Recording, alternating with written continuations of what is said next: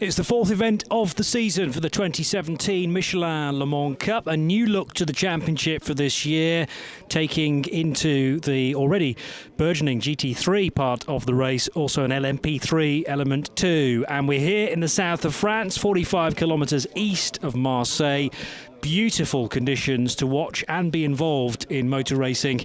And this now circuit to be returning to the Formula One calendar from 2018. There is the track. It is clearly the footprint very, very narrow in places, but 3.6 miles, 5.8 kilometres and 16 corners, because the other slight change in proceedings for this year is that we're using the chicane on the Mistral straight. So hard stop into a left and right, and that will present another overtaking opportunity. My name's Johnny Palmer. I'm joined by Graham Goodwin, the editor of dailysportscar.com. We witnessed qualifying earlier on today, Graham, a double dose, 15 minutes for GT3s and 15 minutes for LMP3s. But it's a familiar look to the lineup with DKR Engineering's Norma on pole position again. Yeah, and they bossed it, didn't they? It was a very convincing display from the DKR Engineering Norma to dominate qualifying. Got Alex Capadia there in the RRM Sport car. That car starting a little way down the grid after being qualified by Ross Warburton, but Alex going great guns in the European Le Mans Series qualifying session, qualifying on the front row in LMP3. This is the 22 United Autosports car. I think that's Jim Mcguire aboard that car, with branding from the Crash and Burn documentary, the documentary about Tommy Byrne and his racing exploits. Glorious day, knocking on for 30 degrees in the air, a lot warmer than that on the track, and a goodly number of local and visiting fans at the circuit today. Free entry, just €10 gets you into the paddock, and lots of people taking advantage of that, and lots of on-track action with the Michelin Le Mans Cup, the European Le Mans Series and Formula Renault here this weekend. Yeah, the paddock area is bustling. I was up on the roof on the pit garages a little earlier on today as well. You can climb up to a decent height actually for the first section of pit lane garages. Garages sort of sliced in two with an entry route into the pit lane as well. But the not the garages themselves, but the area of apron in front of them will be utilised during this race. Remember, the cars have to stop at least, well, for a mandatory stop basically to change driver. There's nothing in the regulations about which driver you have to start with, whether it be your bronze or whether it be the silver or gold driver in the combination. It doesn't have to be a silver and gold combination in that driver lineup, I should say, because a couple of teams are running with a double bronze outfit as well, which kept us guessing as far as who was to qualify the car. But Jean Glorieux, I reckon, to be installed in number 3 car. That's the way the timing screen would have it anyway, and he'll hand over to Spaniard Alex Terrell partway through this race. It's going to be a minor delay to the start of this race after some dramas for the Formula Renault grid earlier. A safety car and then a late race, fairly substantial shunt for one of the leading runners. So the 5-minute board will be shown at 1 minute past 4. That's just 8 minutes away, 7 minutes away rather. And the team, as you can see there, with the EB Motors Lamborghini, just protecting from the glare of the sun. Yes, the DKR Engineering machine bossed the session earlier on. Jean Glorieux, a real talent, the 32-year-old from Kortrijk in Belgium, and he shares with 21-year-old Alex Terrell. This is the number 4 car from Cool Racing by GPC, so Alexandre Coigny, who qualified the car, sharing with Iraj Alexander, and they are regular driving duo at Cool Racing. So that car due to start from 9th position. There's an indication of just some of the fans that are in the main grandstand opposite the garages and the pit lane. You get a really good view of the main straight here and the exit of the final corner, which is very, very tight. Great overtaking opportunity. Motorsport 98 Ligier there, and that is Eric Dodonka at the wheel of that car. Shares the car with Andy Merrick, who'll be in the car for the second stint. So it is the AM driver starting for the number 98 car. That kicks off the grid in 8th position for Eric Dodonka. And we saw a very different look in the European Le Mans Series qualifying after these cars had actually sorted their grid out. Dominance from the Norma here, but it was the Ligiers to the fore, so no inherent car advantage, it seems, on this format of track. Can the Ligiers get their way back into this one. Good looking grid this year. Lots of LMP3 cars added to the mix. As we said in qualifying show earlier, Johnny, together with the European Le Mans Series grid, the paddock here this weekend, more LMP cars than anywhere else in the world you'll see this year, other than the Le Mans 24 Hours.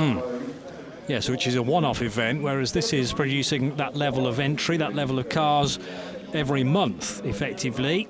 The ELMS and the Michelin Le Mans Cup takes June off for obvious reasons. There's quite a big race that takes place in that month, but we had the opening round at Silverstone in April, followed by the Italian round in May, and then July, August, September and October all contain an ELMS race and a Michelin Le Mans Cup race of some description. We've got Spa-Francorchamps on the bill for next month, and we end our season in a new venue.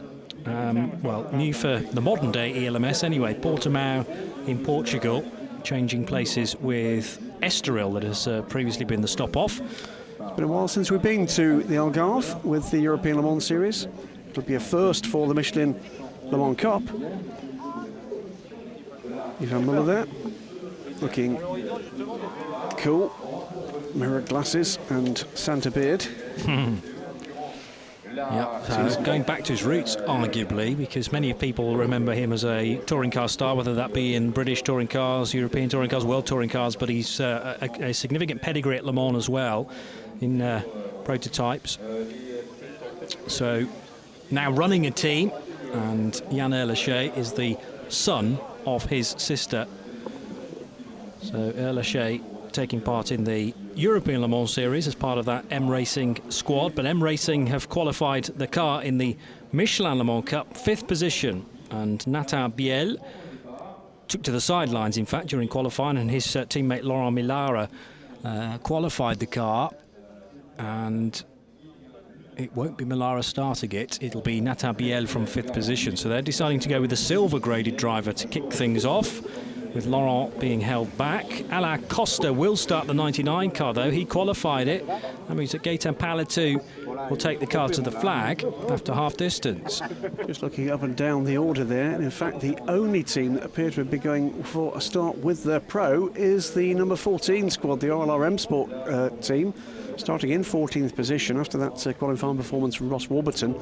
Alex Capadia though will be doing what he can to take that car towards the front of the race before handing the car over to Ross. That tactic worked last time in the Red Bull Ring. A fine performance from both drivers, and Ross driving error-free to defend the position is the Nielsen Racing car. A team that's really got to grips with this LMP3 formula very early on in their journey with their Ligier. Tony Wells it is that will start from the second row alongside the number 99 car, Alain Costa. The 79 will be handed over to Colin Noble, the 99 to a series debutant, but not an LMP3 debutant, Gaetan Palatou, 2014 Nissan GT Academy winner, getting a one-off run in the N-Race car this weekend. Adrian Schiller piloting that car along with Emilian Cart, and Schiller as part of the Graf squad already installed. Graf here with a number of cars as well. They got 2 LMP2 machines in the European Le Mans Series, just the one car in this race, but it's neatly placed for their home race up alongside the DKR Engineering entered Norma from Luxembourg. But that is the best French squad. Behind them, it is the British and French combination of Nielsen Racing and N-Race. We'll get a glimpse in a moment or two of the orange and black livery of the DKR Engineering machine. Here it is on pole position. Jean Glorieux with a fabulous effort earlier on today to get pole position by a decent margin, and it'll be Spaniard Alex Terrell to share that car. And these two drivers with a number of pole positions to their name. They won for the first time in the kind of regular format of races at Red Bull Ring in Austria, although they did take victory in one of the split races at the Road to Le Mans event. That was the Saturday morning, but because it was a shortened race, 55 minutes, only 15 points for the win there. And sadly, they didn't get to the end of the earlier race. And when I say earlier, that was held on Thursday of Le Mans week. The reason why they're 55 minutes long and not a round figure of 60 minutes is because the tank on the LMP3 cars will struggle to get much beyond 55 minutes, particularly because it's such a hard graft around Le Mans, 80% full throttle, and there's no opportunity at Le Mans to refuel the cars. Different story here, and the cars will be able to take on board a bit of extra fuel to get them through the second stint. 5-minute board on the grid. We are a touch behind time, as Graham's described. That rather interesting incident into the chicane for Please the remind your drivers that the start lights are the ones which are on the poultry car gantry, a little bit further than where they are stopped now on the grid. It's at the end of the pit wall that the lights will go from red to off. Over 30 degrees ambient temperature now. And here is the grid in full, by the way, on the bottom of the screen. So Jean Glorieux, who will start the number 3 car alongside the 65 of Adrien Schiller. The second row, Tony Wells, the wheel of the Nielsen racing car and the N-Race machine of Alain Costa. The third row, Nathan Biel to start the M-Racing YMR Ligier. Richard Mines in the United Autosports French chassis as well. And then we have Matthijs Bakker sharing with Ibrahim Javier, but it's the Ibrahim Javier, Pardo Javier entered car. Fifth row is Iraj Alexander Vakul Racing and the Spirit of Race car, and Claudio Sudanovic sharing with Michele Rugolo. Then we've got the Optimum Racing GT3 machine up alongside Emanuele Busnelli, and it's another pole position for that crew from EB Motors, the 46 squad. So good qualifying battle between well, the it certainly is. GTs. And bear in mind that Flick Haig and Joe Osborne yet to take victory, but they've certainly got the pace that could potentially see them take the flag in front of everybody else here. Just got a quick brief look at four-time Le Mans 24-hour winner Yannick Dalmas, he of Drift, the Audi safety car fame at Le Mans. And Stevie S at the back of the field in the car that didn't qualify. That's the SVC Sport Management Lamborghini Huracan, the bright orange car, conspicuous by its absence earlier on today. We saw it parked up on the apron, and perhaps not a surprise to see Stevie S in for the opening stint. He's a gold-graded driver, more consistently quicker than Cedric Messart, and that's just to get the car in the mix, I think, over the opening stint. Don't be surprised to see that 8 car actually romp away and possibly into the lead of GT3, and then it'll be handed over to Cedric Messart, assuming they've managed to solve the issues that clearly halted that car. So grid now being cleared to just the bare essential mechanic, 1 per car to make sure that it fires up, and umbrellas still being used just to keep the top end of the heat away from the drivers. It's going to get very, very warm inside these cockpits. None of these cars are open, and Graham compared them to greenhouses earlier on today. That's not a bad analogy with so much glass around you. Warm engine right behind your back, and not a lot of room to just breathe even on a cool day inside there. So it's going to be a bit of a challenge physically as well as mentally here. And the DKR engineering car is poised and ready to drive us left on this grid, with cars stretching back towards the last corner, which is turn 16. Yes, 16 bends on this slightly extended configuration with the additional chicane. So we are nearing the point now where the final mechanics will have to leave the grid. Alex Tyrrell and Jean Glorieux leading the championship by 17 points from Tony Wells and Colin Noble. Adrien Schiller then another, what is that? Another 14.5 points back, Adrien Schiller and Emilien Card, because they have 29.5 points after a finish at Le Mans, but not a top 10 finish. 1 minute board on the grid. 1 minute board on the grid. You may now start your engines. Mechanics, please clear the grid. We are under 1 minute to start the formation lap. Andy Merrick and Eric de Donker for Motorsport 98 are then a couple of points further back in 4th position. And it's Emanuele Busnelli sharing with his teammate Fabio Babini that lead the championship in the GT3 part of this race. Are they going to extend that gap even 30-second further? board on the grid. Clear the grid immediately. 30-second board on the grid. Clear the grid immediately. So we're about to get underway. Grid is clear. Marshall's ready, and we'll soon see the Audi leading car pull away ahead of 2 hours of track action. We've had some great racing in this Michelin Le Mans Cup this year. But what can the rest, in LMP3 in particular, do about DK engineering? He started the formation lap. Yeah, I think this opening lap is going to be very, very interesting indeed, with that chicane just beckoning some kind of incident, I would say. We had it in the Formula Renault Euro Cup race at the restart just a few moments ago, and is everyone going to be able to slot into that chicane for the first time of asking? It's quite twisty and tight through the first few corners of the lap as well.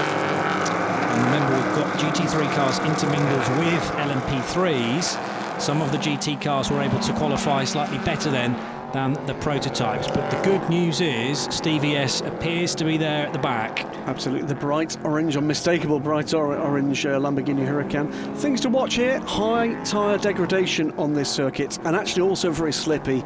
Lots of the teams telling us that, in particular, the new brand LMP2s are causing some very different, almost powder-like marbles, which is causing all sorts of problems, even if it's just a foot or two offline.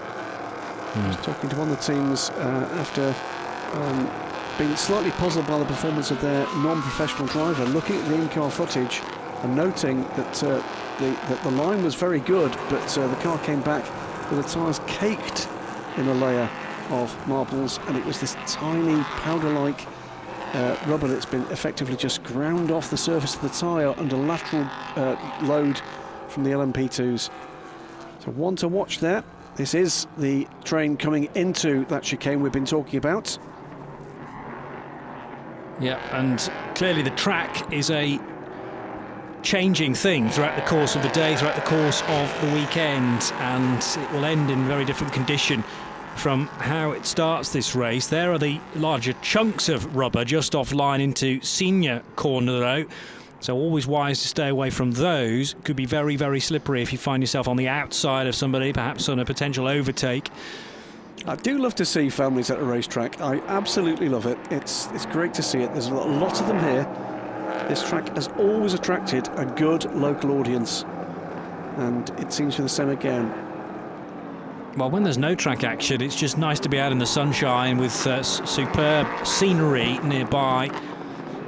Just a nice place to kind of hang out, I guess, and that's even forgetting the motorsport side of things. But yeah, bringing young children along and getting them into motorsport nice and early in their lives hopefully means that the community that we all feel part of will continue on. So thank you for joining us through whatever means you have done, wherever you are in the world. We're about to get racing for the first time in the endurance side of things this weekend, with the 4 hours of Le Castellet to look forward to tomorrow as part of the European Le Mans Series. But this is the 4th event of the year, and in fact the 5th race of the year for the Michelin Le Mans Cup. About to get underway then with the LMP3s drawing up alongside each other, 2 by 2, Noah's Ark formation.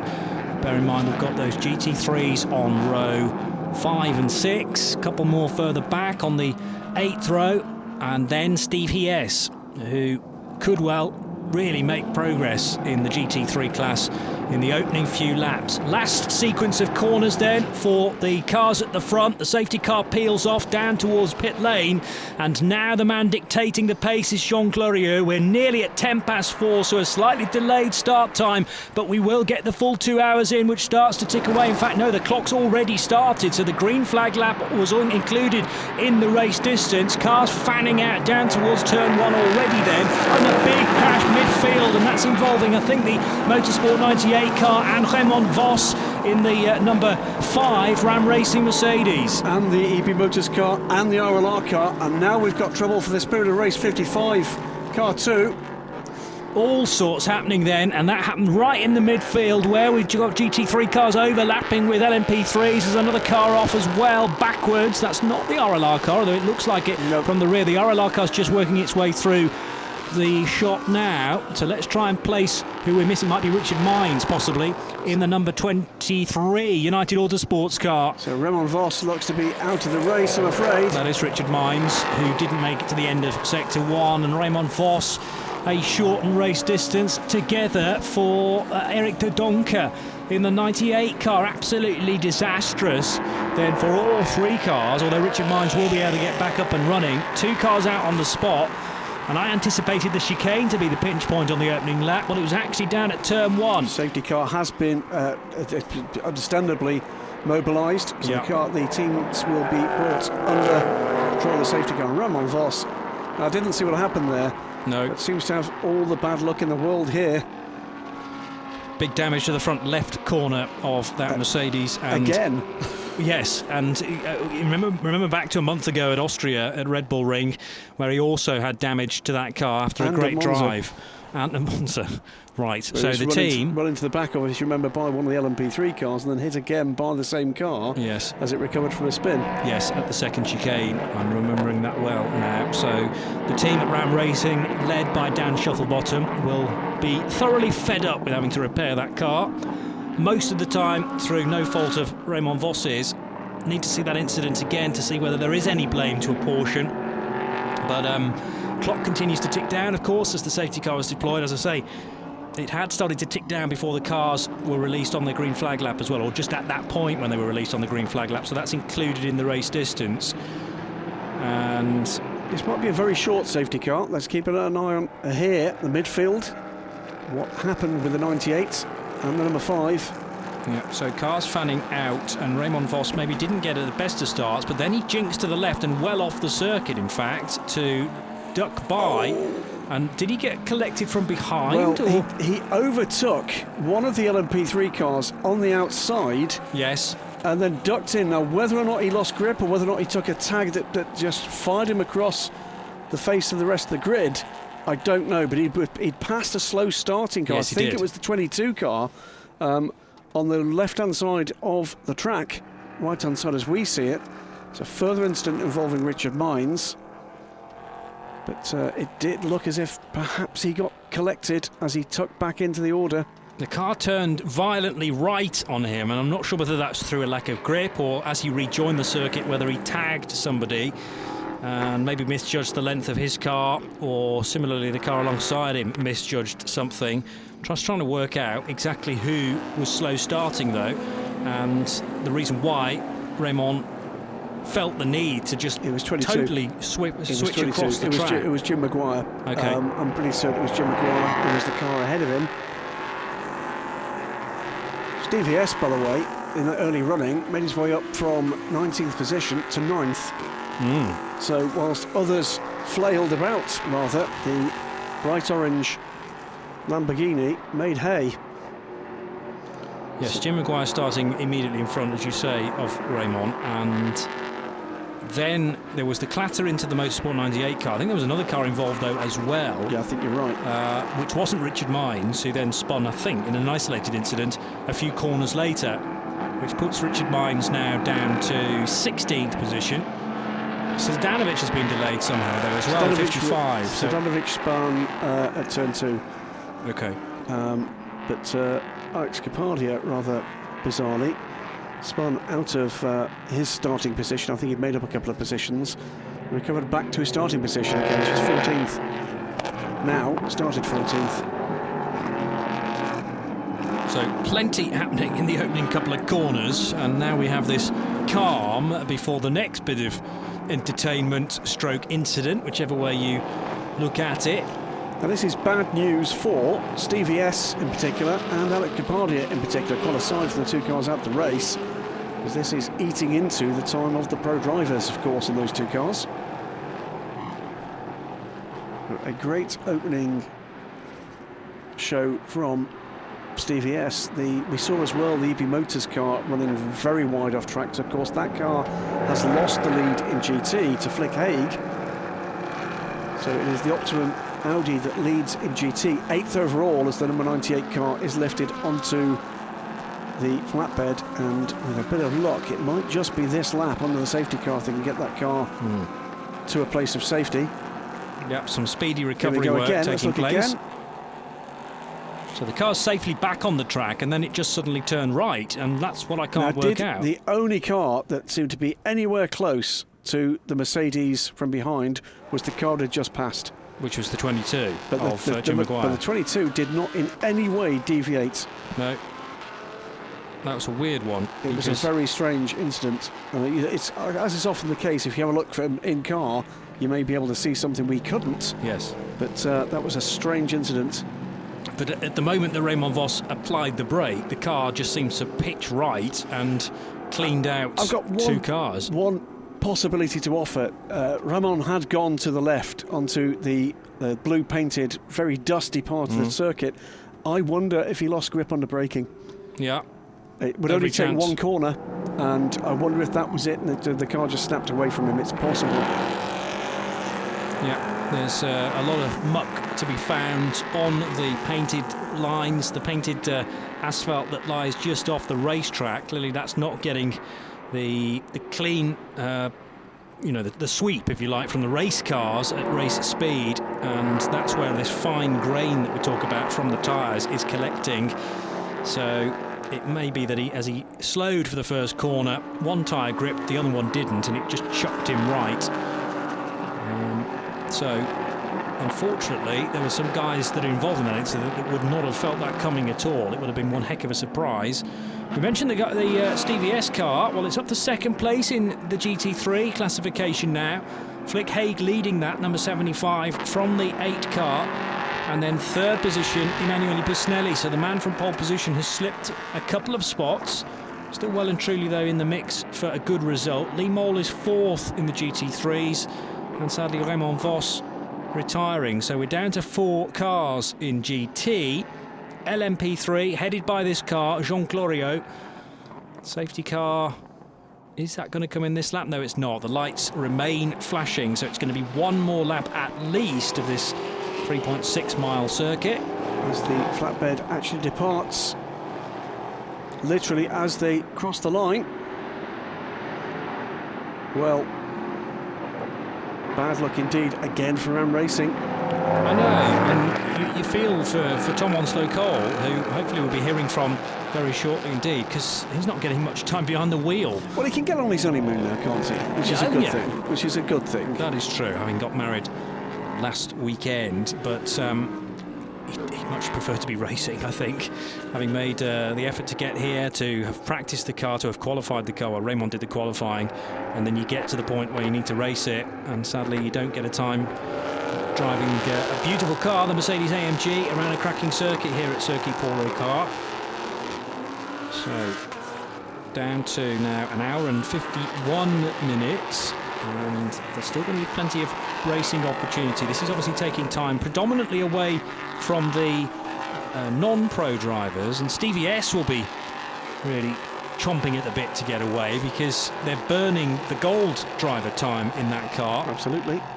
Should say, by the way, despite the fact that did involve those multiple incidents, involved about 6 or 7 cars, we have lost just the 2. The 98 Ligier of Motorsport 98, Eric de Doncker, involved in an incident, and Raymond Vos in the number 5 Ram Racing car. So 17 runners still remain. And are we going to get these cars back into formation for a restart? Still got the lights on, the safety car. Yeah. So whether or not there's still a bit of clean-up. They could yet be extinguished on this lap. We are nearing the end of it, with the cars now heading through Senior Corner and on towards the hairpin at turn 8. Still got the lights on, so despite Jean Glorieux visibly turning up the wick, he may be disappointed at the end of this lap. The cars are out of the way, Graham, but as you say, there may be some track treatment to take place. The rest of the cars starting to bunch up now, and the lights are out, so we are going to go for a race start here. But before we get going again, let's have an opportunity to catch up with teammate to Raymond Vos. This is Tom Onslow-Cole with Charlie George. Yeah, I'm down here with Tom. You guys are having no luck at all, are you, this season?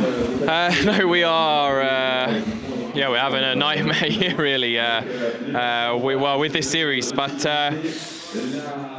What do? You know, we haven't seen close up what happened there. Riemann was probably a bit cheeky going around the outside at the start there, and a little off the track limits. But on the video, it looked like he was in front and then got hit in the back. But we have to wait and see. But a very frustrating end to another race. I think this is maybe three races have ended this way now. It's going to be a tough sell to carry on with the season. So we'll see what we can do now and see what information we can get, see what actually happened. Okay, thanks, Tom. Thanks. Putting a brave face on it, Tom also Cole. Meanwhile, those guys still involved in the race are putting in a fabulous show. We have a lead change then from the restart, and Adrian Schiller round the outside of Jean Glorieux, but more action as Flick Haig has had a moment in her Audi, so that will give the GT3 lead to Stevie S. Didn't qualify the car from the back of the grid. He now leads the class, Graham Goodwin. Well, it's all action, isn't it? It was a great move for the lead from Adrian Schiller to take the lead around the inside of turn 1. Then behind him, further action with the 53 and the 99 cars changing positions as well. We didn't see the incident with Flick Haig. Here's the move that got the lead for the Graf Racing car. So it goes wide into the turn. It was the right move, and it just looked like a slightly lackluster in there. Perhaps. As there was contact. There was contact there. Stevie S on Flick Haig. Interesting. So Stevie S takes the class lead, but he had to muscle his way through, and that was the front left corner rather, collecting the rear right of the Audi into, again, one of the many pinch points around this track at Paul Ricard. So not a conventional overtake, you might say. Indeed. Adrian Schiller pulling away a little in the lead. The last time we saw the car, also making progress on the restart, Alex Capadia, as we said earlier, was in 14th position, 9th before we get to the end of this lap. It is still the Graf Racing car there leading the way. So Graf Racing from the number 3 DKR car, the Nielsen Ligier of Tony Wells. And it's the Cool Racing car, isn't it? No, it's not. Apologies. It's the YMR car. Then the N-Race car. Eduardo Freitas, by the way, on the radio that we didn't hear, reporting the number 5 car to the stewards for dangerous driving. So the blame initially maybe going the way of Raymond Vos as now the Cool Racing car. You were preempting this one. There was damage to the rear of that car. Now, is that one of the legality panels, or is it a section of the... That's his rear, part of the rear deck. Yeah. It may well be that the legality panel is attached to it. It's flopped back into position. There you go. It's self-healing bodywork. Fantastic. Well, yes, it has, more or less. You wouldn't tell that it was carrying any damage. It's circulating behind the 99 car of Alain Costa.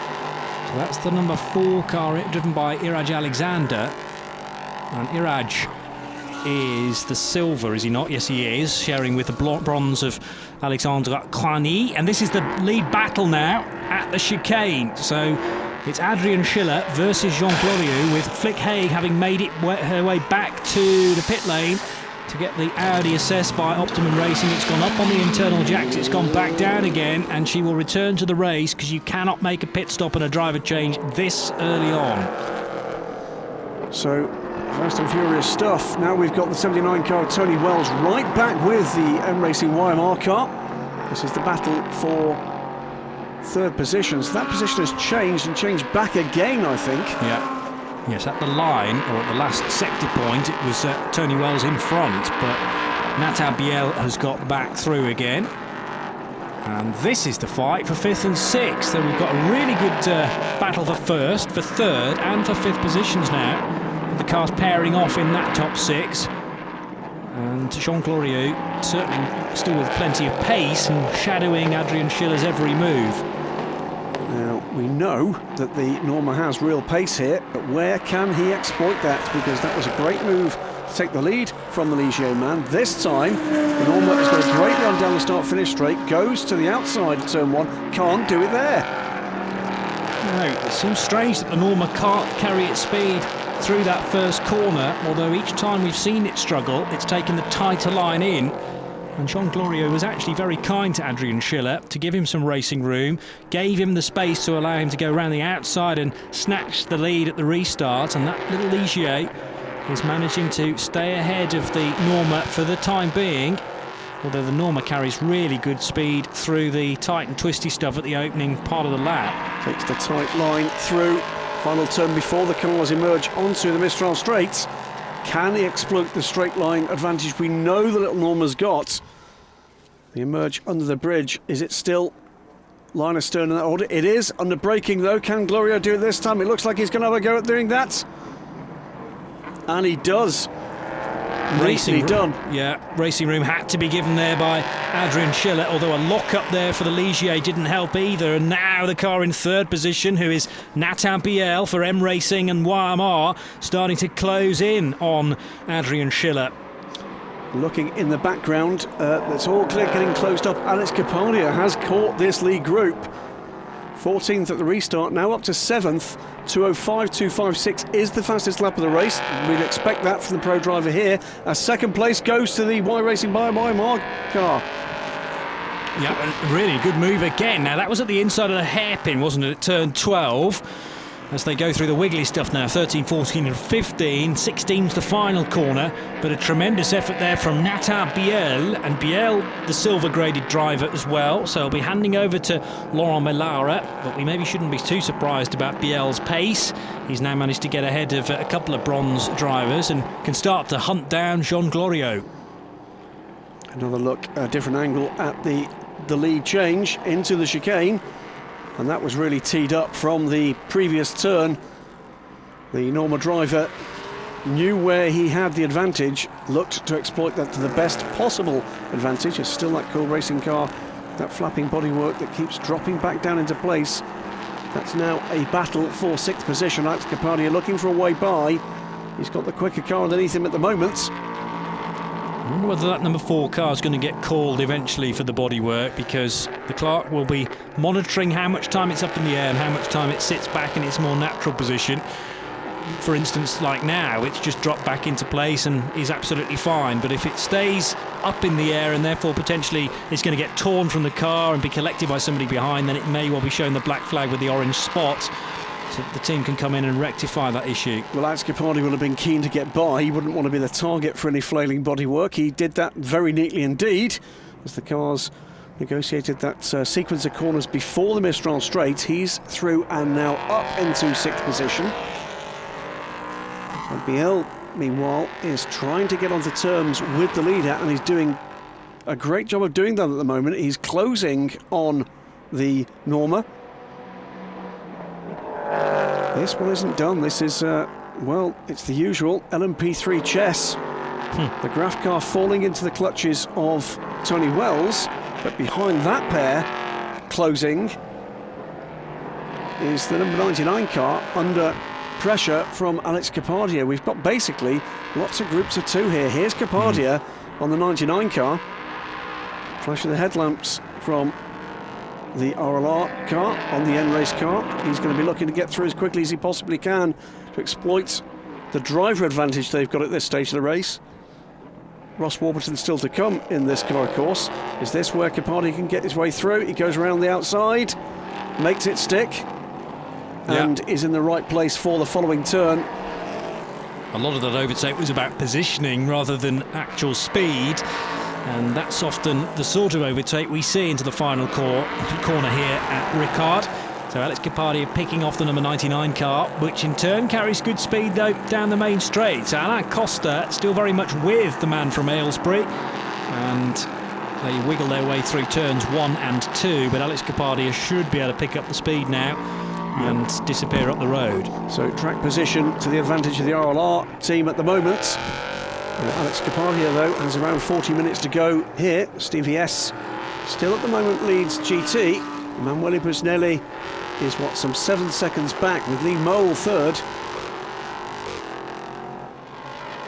No sign of damage, or too much damage at least. There's a bit of a scuff mark on the front left corner of the Lamborghini after that incident involved Flick Haig. There is now, by the way, a black flag with an orange disc for car 4 to repair that rear bodywork. I think that may have been only a matter of time. Yeah, I tend to agree.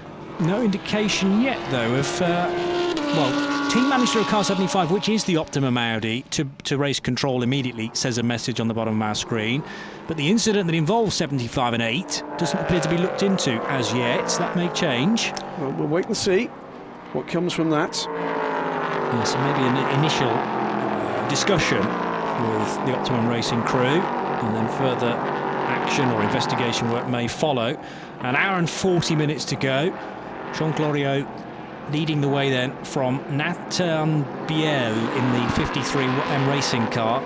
Then it's Adrian Schiller for Graf and Tony Wells in the 79 Nielsen Racing Ligier. Alex Capardi up to 5th, as we've mentioned. Alain Costa down to 6th, therefore.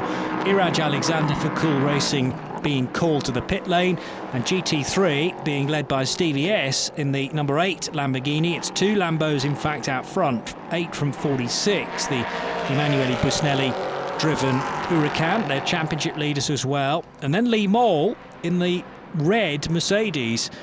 And because there have been dramas elsewhere in GT3, Lee Moll could be on for a good result with Phil Keane this weekend. Indeed, it's another fastest lap of the race for Alex Capardia, up to 5th position, and now a second back from Tony Wells. He's going to be keen to get into this fight before the Norma gets any clear air away from the rest of the field. Jean Glorieux is beginning to do just that.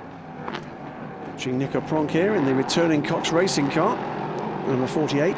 Jim Mcguire in the 22 car alongside. And I think that's Claudio Sudanovic behind it is. 22 goes back ahead of the 48. This is the battle for 13th position overall.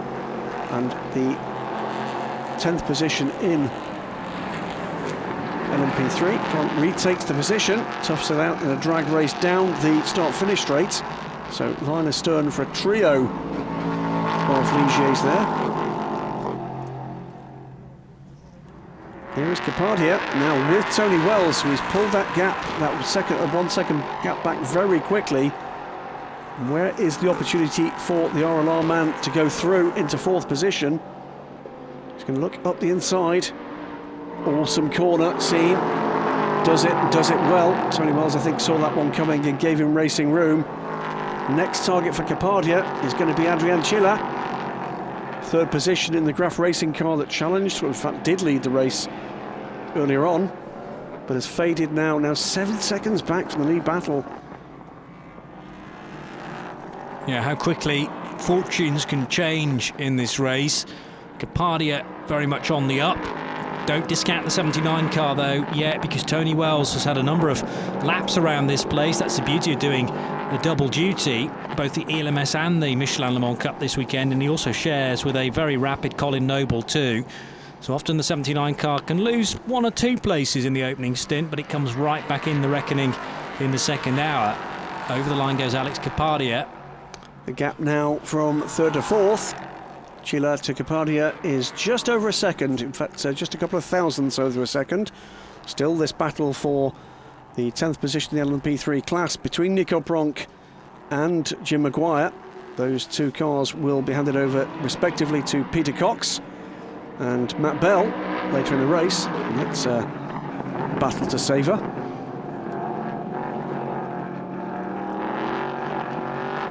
Of course, for Capardia it gets more and more difficult the higher up the order he goes. Quicker drivers to catch. Good dice for 13th and 14th positions, with a recovering Jim Mcguire trying to get by Nico Pronk, and Nico Pronk and Peter Cox back in the championship, having missed the Austrian round. And this is the repair work necessary on the number 4 Cool Racing car. So Iraj Alexander bringing his car in. Again, this is tricky for that crew, because Iraj Alexander, the quicker driver between him and Alexandre Coigny. Now this is an interesting one. Now, Cool Racing, one of the teams that has a car in either championship, and I wonder if that is the rear deck from their ELMS car. Maybe. Looks very sort of Duquesne coloured though, well. Doesn't it? So have they managed to source bodywork from another team? I think you may be right, you know. I thought the Cool Racing cars were in similar livery, both in ELMS and in this championship. But looked to me as if the pit lane marshal was not happy with the repair with the race tape. Yeah. They've very quickly decided to change that plan. So that's clearly made a massive dent in their racing ambitions. A shame, because the car was running well up there. And Capardi, meanwhile, is now up with Adrian Schiller for third position. This, by the way, just 8 seconds off the lead battle, which is beginning to draw out. 1.8 seconds is the gap now from the Norman, number 3, to the number 53, then racing Weimar Ligier. And Alex Capardi will be keen to get by here, if he possibly can, as quickly as possible, and reduce that damage. He wants to get as close to the front as he can, give Ross Warburton the best possible advantage to defend, because of course Ross Warburton will be rejoining this race amongst a sea of professional drivers. Well, doing a cracking job so far. Alex Capardi trying to set up now Adrian Schiller for an overtake. This would be for third position. The Cool Racing car is back in the race. And interestingly, the guys at Cool Racing by GPC didn't touch the legality panel at all, so clearly that was still in the right place. That little block behind the rear wheels is actually called a bullet by the ACO. If you want to reorder a part like that, you ask for a rear left or a rear right bullet, and it carries the rear lights as well, but that was perfectly in position still. And it was the section of bodywork just above it that was flapping in the breeze, so the whole rear portion having to be replaced. This trio of Ligier still battling away, and this time Jim Mcguire it is that goes to the front here. One of the parts of the appeal, I think, of this championship for emerging gentleman drivers is that they do find their level. And there are people to race up and down this field, depending on your experience, depending on your inherent speed, and that's what they're finding there. And through into third position now has gone Alex Capardi. An hour and 32 minutes. Where did that happen? It's again, it's a place he's done some overtaking before, into scene at the end of the Mistral Straight. Up the inside, neatly done again from Alex. Yeah, very took Tony Wells earlier. Very professional drive this from Alex Capardi, getting stuck in, but all clean stuff as you would expect. Has one little blot on the copybook from this weekend, doesn't he, with a slight breach of the pit lane speed limit. It's only a couple of miles per hour, but they all count.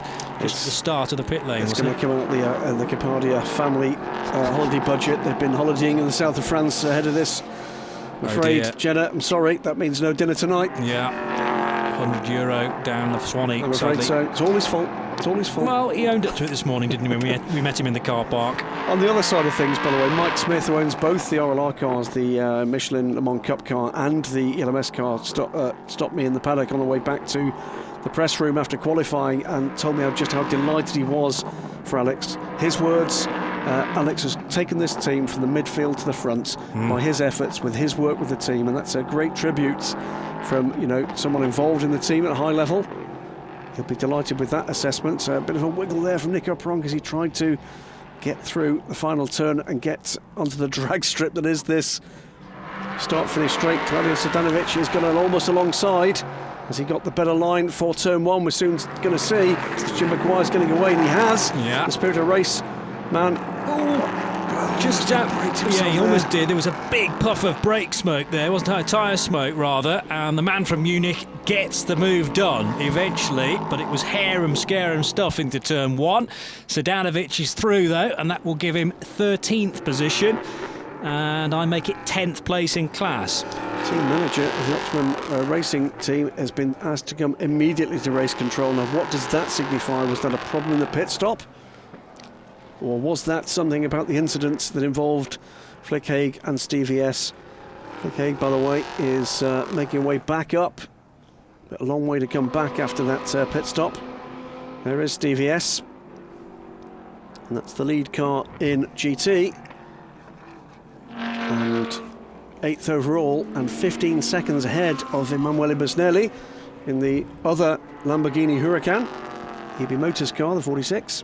Here is Stevie S then, race leader on the road, but the incident involving this car and the number 75 Audi under investigation as the various clerks of the course and the various stewards, I should say, with Eduardo Freitas being the clerk of the course, now investigating the incident. Flick Haig has continued, although she needed to make a pit stop to make sure the car was still right, and maybe there was a bit of taping up to be done as well. And now she's right in front of the overall leader. This is Jean Glorieux for DKR Engineering. He's trying to find a way by.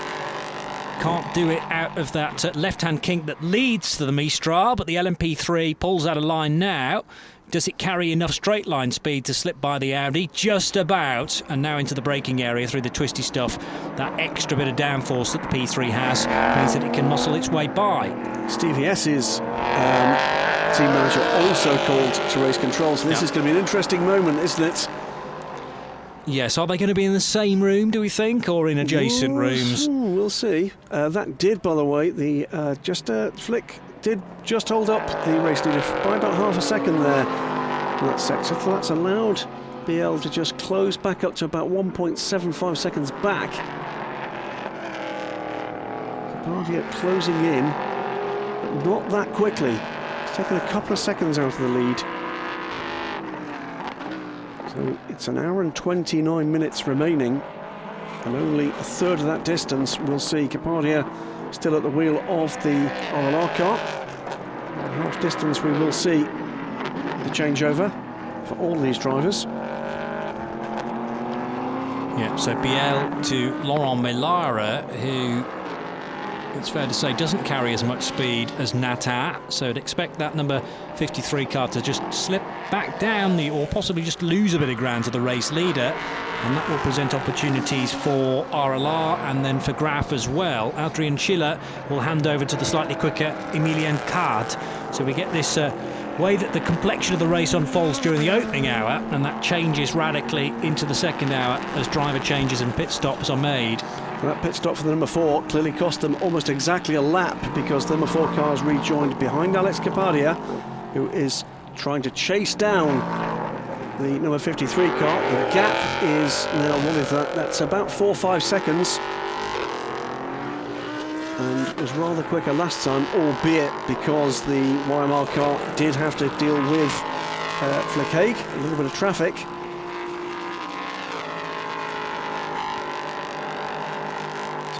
Engaging race this, it has to be said. Drama, of course, at the beginning of the race, with a couple of cars, I'm afraid, accounted for by a multiple impact and accidents. Roman Vos in the Ram Racing car involved, Eric de Donker in the Motorsport 98's Ligier involved, so we won't see Tom Onslow Cole, we won't see Andy Merrick in this race. Yeah. But other cars off all over the place, some just running wide in avoidance, others with spins into the bargain. There's then a further incident that involved this car, the GT3 leading SVC Sport Management Lamborghini of Stevie S, and Flick Haig in the Optimum Audi, the 75 car. That saw the Audi make an early pit stop and dropping back. Yet to see what, if anything, comes from race control and from the steward's office in terms of a decision with that brush. Stevie S exiting the chicane. He's got nobody to trouble him from the rear, and you would expect that, being a driver of Steve's capacity and experience. So out of the chicane goes Stevie S in the number 8 machine. We wait to see whether there is a decision to be made over the incident involving 8 and 75. The second place car, this is good for championship points, is Emanuele Busnelli for EB Motors. That car now turning right at Scene Corner, and in the background is Lee Mole, third position in GT3, but sitting, waiting to see if anything might come the way of the big Mercedes AMG. Good run from Lee Mole this. This will, well, if he can maintain this momentum, will be good news for Phil Keane, who we're due to see second in the number 7 Mercedes. Fabio Babini, of course, to come in the number 46 EV Motors Lambo, and Cedric Mézard, the gentleman driver, in the current leading car, the number 8. Adrian Schiller and Tony Wells, by the way, improving their pace at the moment, sticking with that lead battle. Top 5 separated by just over 14.5 seconds. Just looking to see where progress is happening. It's about 3 seconds is the lead gap between Jean Glorieux and the number 53 car, with Alex Capardia continuing to close that gap, now 3 seconds back from the YMR car. I think the crucial thing in GT3 is that if a decision is made against the 8 car, then that will present us with a slightly different battle in the GT class. Busnelli against Lee Mole, effectively. Indeed. And that will become Babini versus Keane. That's one to watch.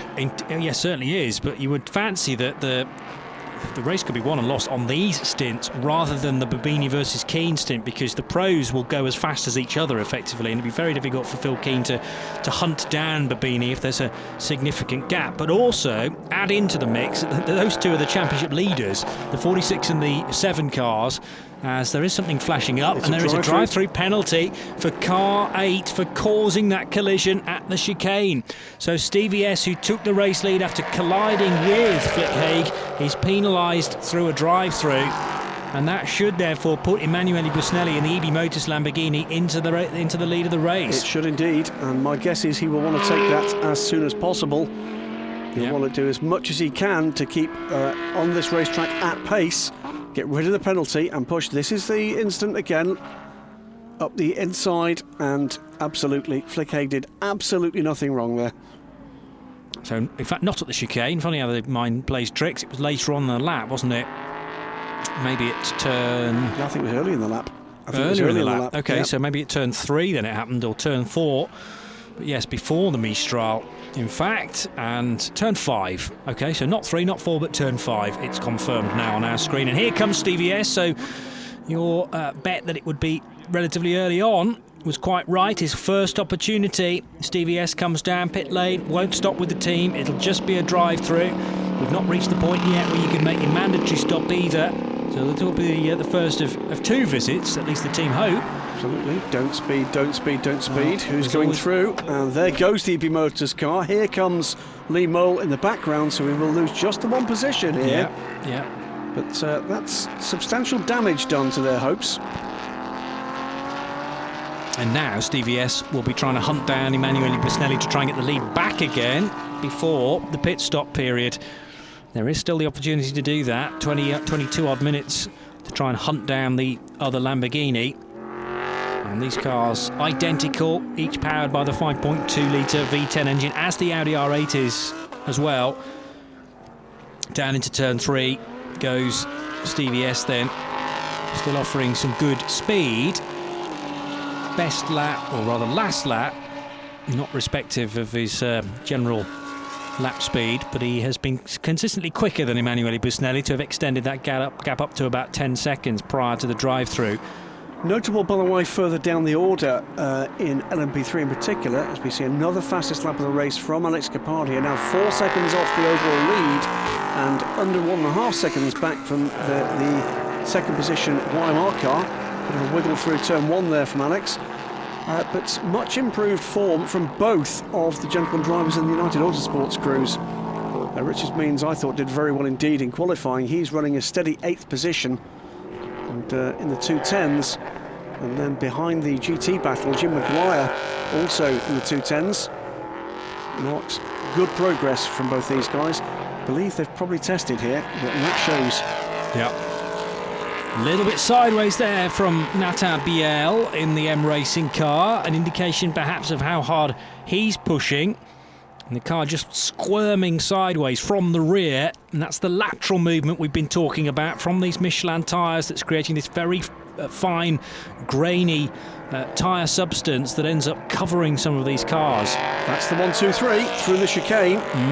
And the feature at the moment is that they're both actually catching the leader here, just a little, but catching more quickly than the second place car is Alex Capardia. We'd expect that. Through comes the number 14 car. Capardia can see the leader now, and he will want that lead if he possibly can get it before having to hand that car over to Ross Warburton.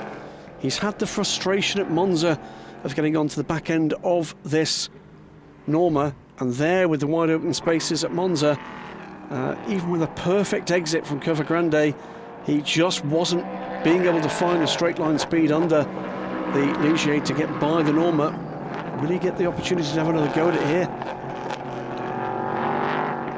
Nearing the pit stops now, just another 20 minutes or so to go, and the 53 car out of turn 16 then, still staying ahead of Alex Kapadia, but he is coming. Alex now with the fastest lap of the race. Across the line he goes, and Nathan Biel has waved goodbye to Jean Glorieux.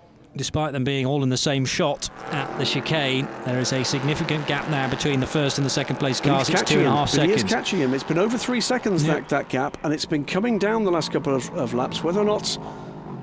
Well, maybe it's the presence of Alex Kapadia that's forcing him to increase his pace. Possibly. The other thing to take into account, of course, here is it's very hot. We're coming to the end, and this is 40 minutes in effectively a greenhouse. This will be having an effect on some of these drivers. True. And on the tyres as well, that are being pushed very, very hard.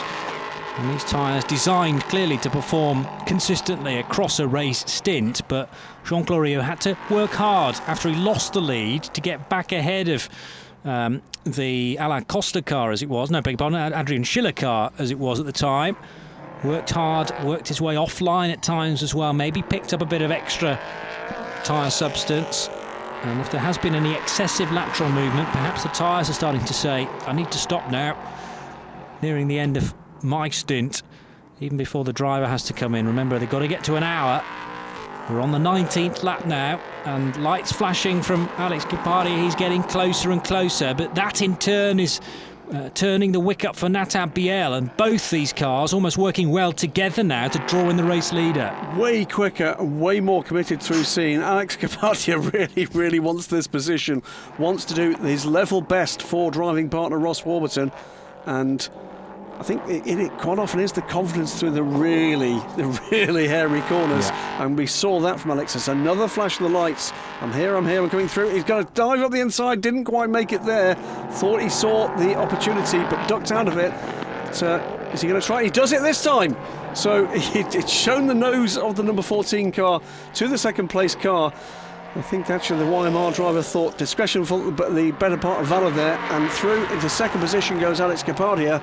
He has 17.5 minutes until the halfway mark. 3.67 seconds now is the gap. First, Jean Glorieux. Second, Alex Kapadia. Started 14th, remember, in that number 14 car. Yeah, really good overtake there, coming from a long way back into turn 16, and again out-positioning Nathan Biel, so much so that the Frenchman just couldn't turn in the M Racing car, and the place was grabbed. There's also been improvement for Claudio Sedanovic further down the order, now up to 12th position.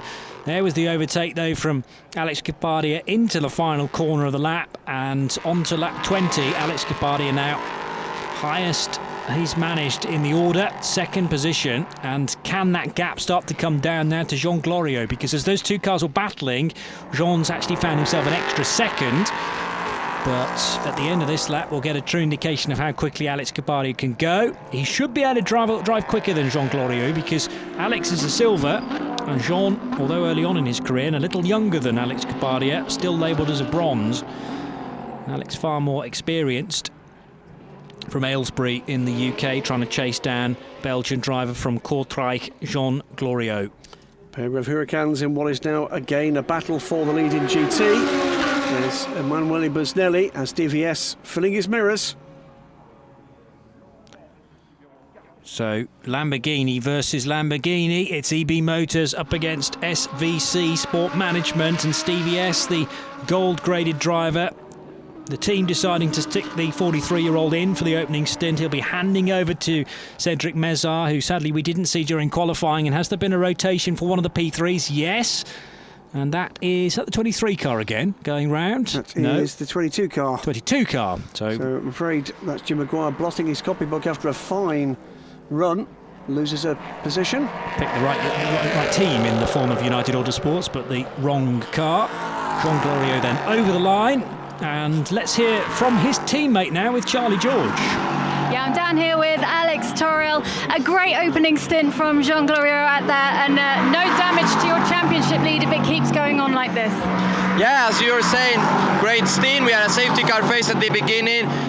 he lost the first position, but then he managed to overtake again and kept the lead, so really good. He's now getting chased by the second position car, but as we know now the driver change is coming, the amateurs will change to the professional and the other way is around, so I think it's everything under control and looking forward to jumping the car soon.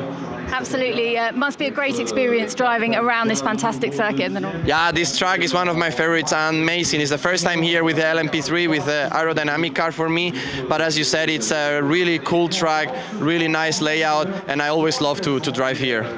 Thank you, enjoy your stint. Thank you very much. And Alex, who hails from Cordoba, maybe able to deal with the heat here a little better than some, certainly better than I anyway, because he's used to that sort of environment. I'm just coping, I'll be honest with you. Are you? Yeah. What, in this air-conditioned commentary box that we have to all I can suffer? do to force down that first beer when we leave the track. Change we've seen, and this is the change coming into the chicane for the lead in GT, Johnny. Yeah.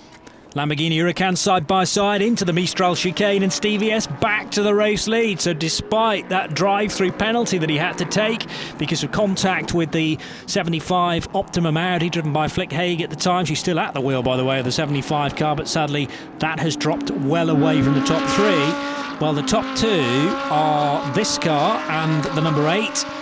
Busnelli slipping to second spot, but really Emanuele Busnelli's priority is to stay ahead of the Lee Moll-driven Mercedes. That's the car they're battling with in the championship. Stevie S and Cedric Messart on 34 points, so actually they could claw back some of those points too during this race. There's the 65. Now, is that going slowly? Adrian Schiller in 4th position, or maybe it was just slowing for one of the regular bends towards the end of the lap. No, pace looks good through there. It seems fine. So that's the 4th place car. Now was it recovering from a moment? That's why. Yes, it wasn't slowing down. It was actually speeding up again after a spin at turn 5, I think. Exactly the same place we saw Jim Mcguire going off just a little while ago. Yeah, so that's the car that was 4th and has remained in 4th it's back position. to 5th. Tony Wells has actually taken advantage of that. Lost him about 8 seconds, that spin. And that's enough to see Tony Wells through into 4th position. Right. 79 Nielsen Motorsport car. Meantime, Jean Glorieux has now got his mirrors full of white and yellow. So, into an hour and 12 minutes to go, and Jean Glorieux leading the way from the Alex Capadia car. 2.1 seconds is the difference between those two. Because there's traffic, and that's what has allowed Alex to close right up. Out to the chicane they go then, and yes, you're right. The gap's really come down then between Glorieux and Alex Capadia. So it was Jim Mcguire, I think, that was the car that's just taken a bit of the edge off the lead for Jean Glorieux. 1.7 seconds as they cleared sector 2, but of course Alex Capadia is now. Oh, that was a bit of side to side between the number 9 of Deccan Engineering and the 48. Oh, a wild ride across the curbs from the 53, trying to come through. A 3rd place car getting tied up there, and a bit of argy-bargy with a couple of back markers, and that will have hurt.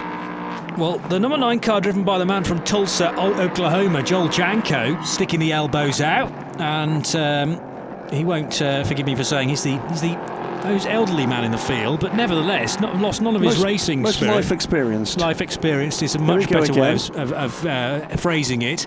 Now, which was a car alongside him? 48 was the Cox Racing car, wasn't it? And the Cox Racing car, in recovering from that, Wowzers. I think didn't see the 53 car and effectively elbowed him off. I don't think he saw the car was there. But those sausage curbs are brutal when they hit at that speed, and bear in mind that your derriere, as we can say in this part of the world, is just hovering a mere inches above the tarmac when you're racing one of these prototypes. So when you clatter over sausage curbs like that, you don't half feel it tomorrow morning. Indeed.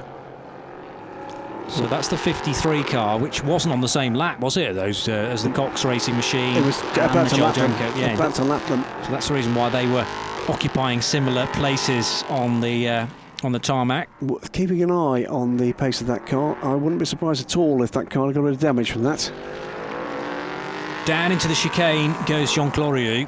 leading from Alex Capardia now by 1.1 seconds as Alex continues to whittle away at this race lead. He might just run out of stint time here, though, because bear in mind he's going to have to hand over to the bronze driver very shortly. Ross Warburton, as we've mentioned, the co-driver, regular co-driver of Alex. And they're heading to Scene Corner now.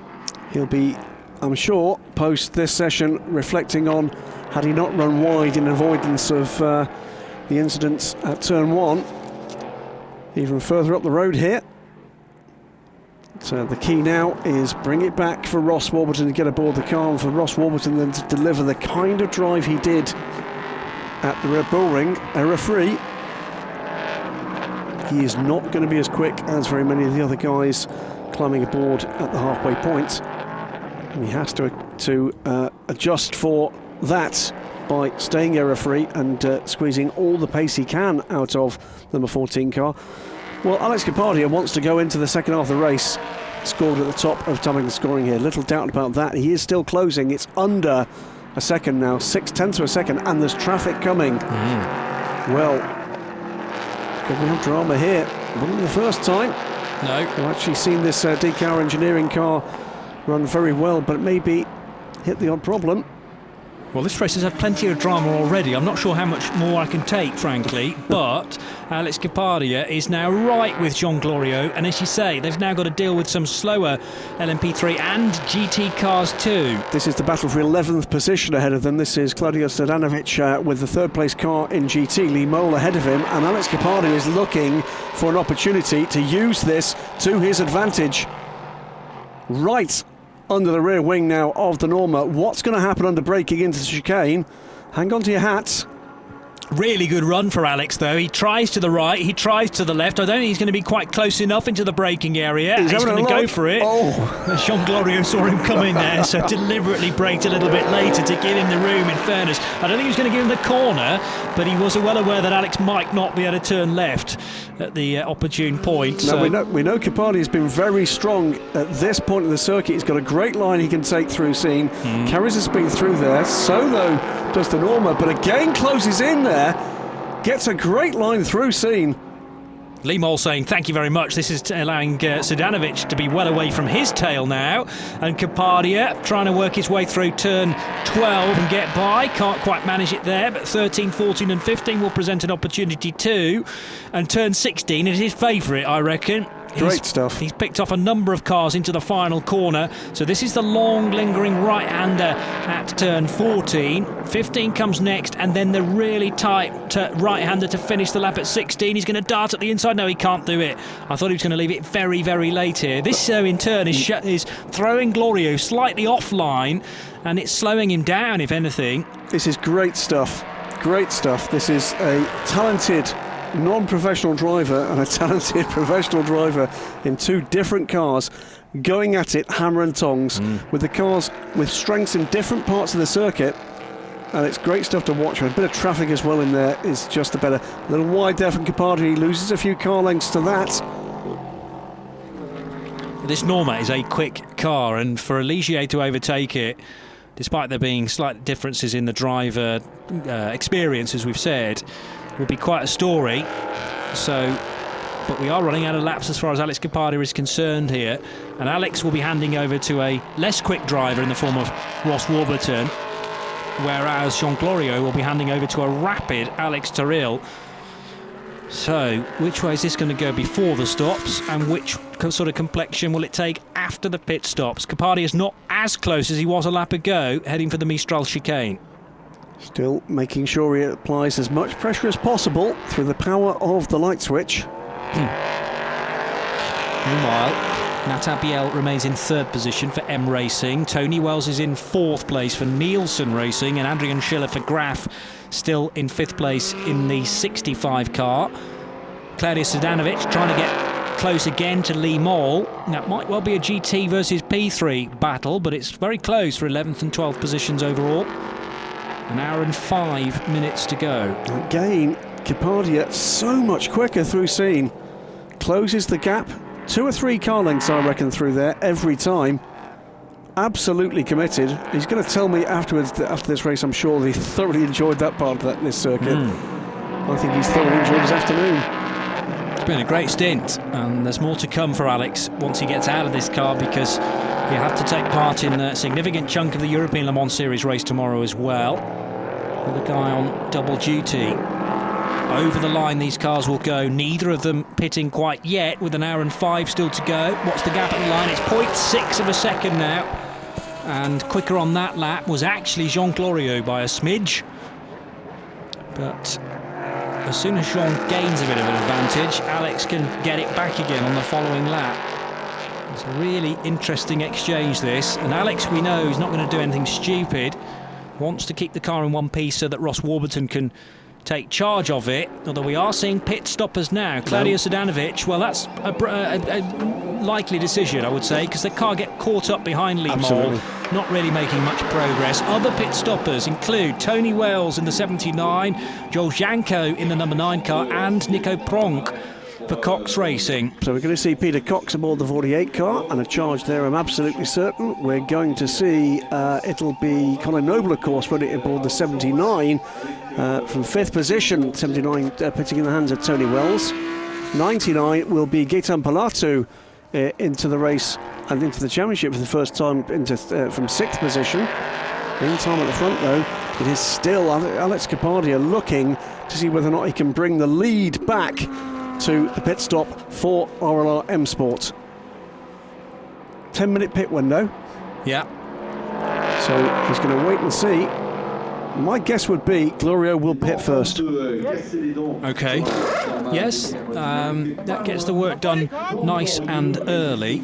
We're up to 25 laps now completed. And I think DKR Engineering happy to run their own race, so they won't react to what RLR do. Which means pits from 8th position. So Flick Haig is in to hand over the Audi to Joe Osborne.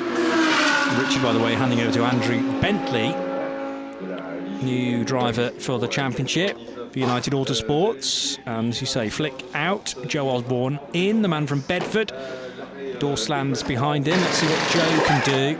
This is a case of a recovery drive in a sense, and just pick up whatever pieces you can as far as the championship's concerned. They've had a tricky year with a Monza to forget and struggled at times at Austria too. 62.5 minutes remain. The lead two stay out, as does the 53, as does the 65. Stevie S up into 6th position. They'll stretch the envelope as long as they can for the pro driver in the GT lead car. But Emanuele Busnelli on pit road to hand over the number 46 car to Fabio Babini. Lee Mole to hand over the 7 Mercedes-Benz to Phil Keane. So Colin Noble now installed inside the 79 car. That car back in the race. Gaetan Palatu likewise, and Michele Rugolo could do something very interesting in the 55 Ligier, that repaired car.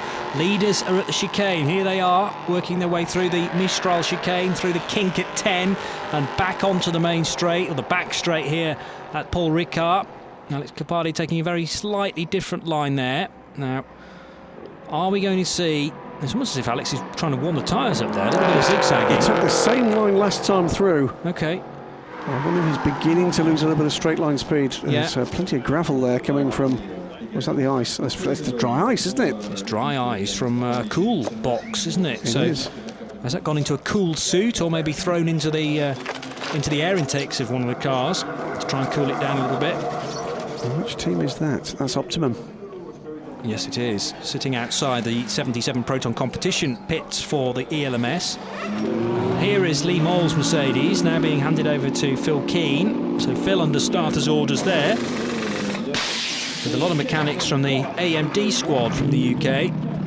But the entry for this championship is officially Lee Mole. It's Alex Kapadia who will pit first, rather than Jean Glorieux. Now, do they think that Alex's machine was actually being caught up a little bit there, and rather than run him round behind the DKR Engineering car for any longer, just get him in, hand over to Ross Warburton, and hopefully be released into some clear air? I think it's tyres. I think he was beginning to lose grip. I think that's what we were seeing out of the chicane, and with a less committed run into and through scene, I think the tyres were beginning to go away.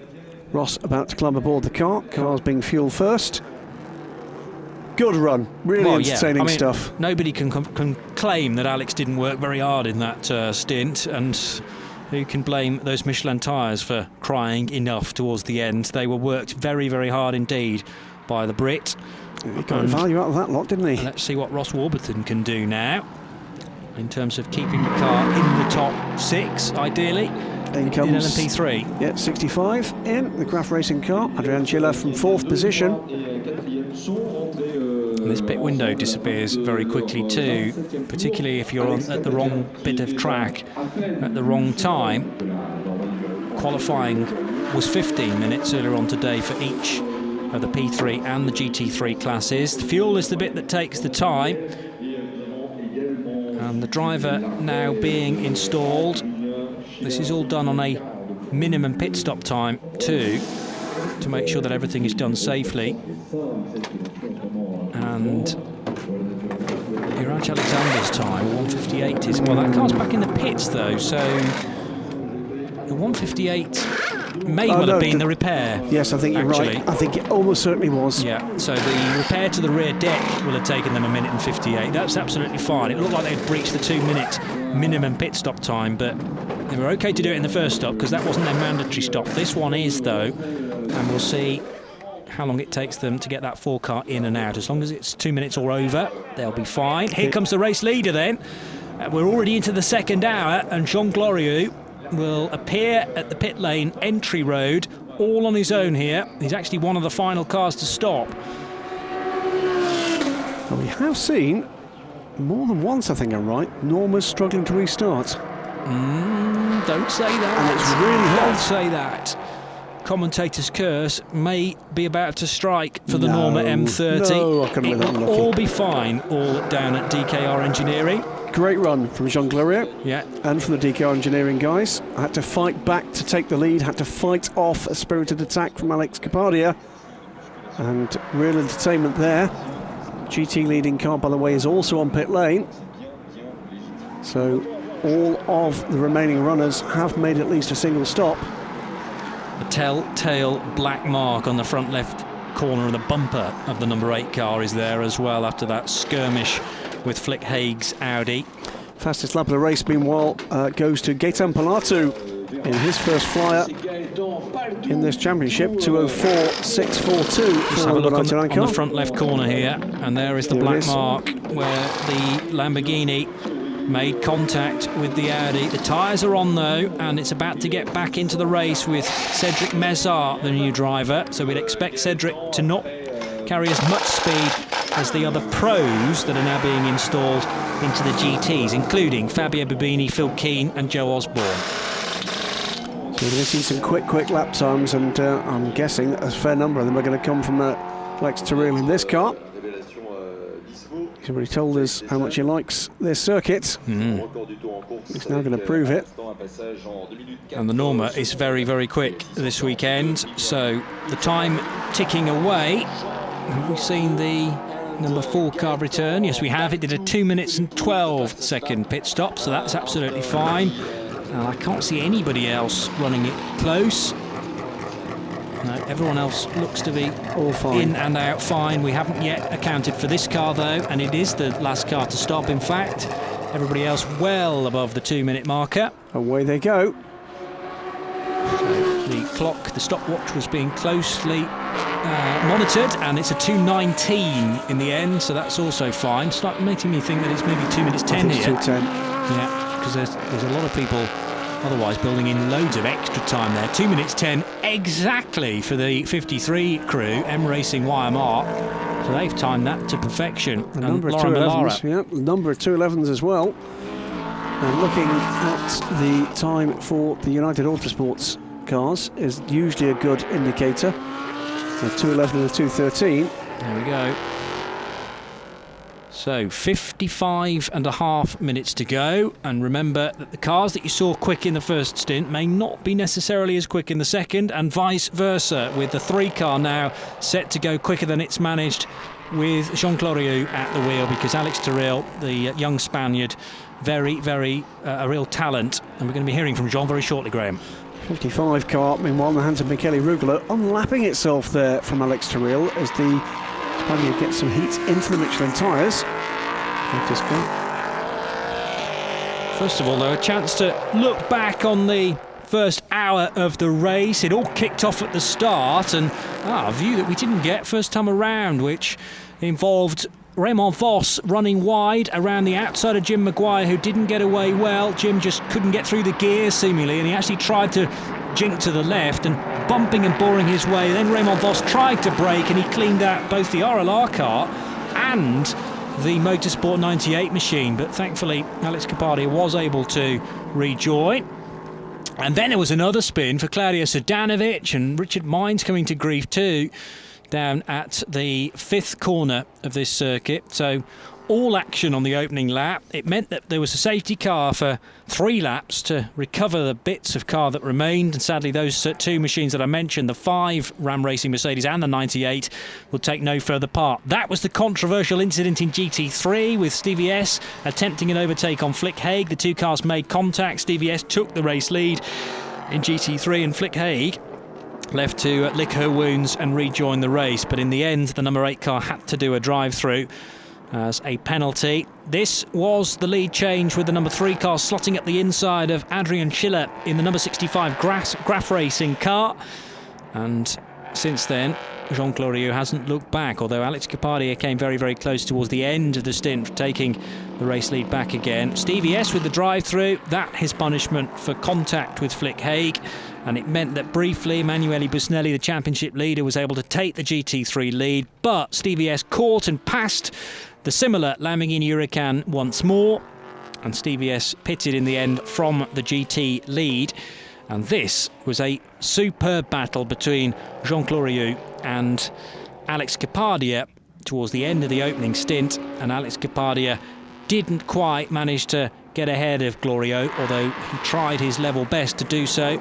Colin Noble, as we go back to live action now, starting to light up the timing screen with an absolute best through sector 1. This is the positions, though, as we head into the second hour. 29 laps completed for DKR Engineering of Luxembourg. Jean Glorieux, despite the timing screen still labelling him at the wheel of the car, has handed over to Alex Terrell.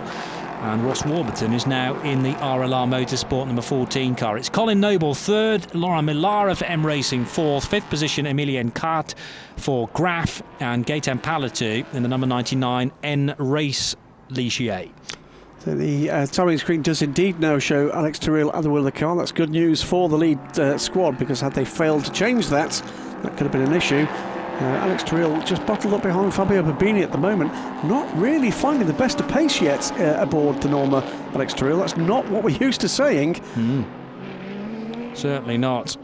Jean Glorieux then has stepped out of the number 3 car and looks very cool down in the pit lane, about to have a word with Charlie George after a tremendous stint.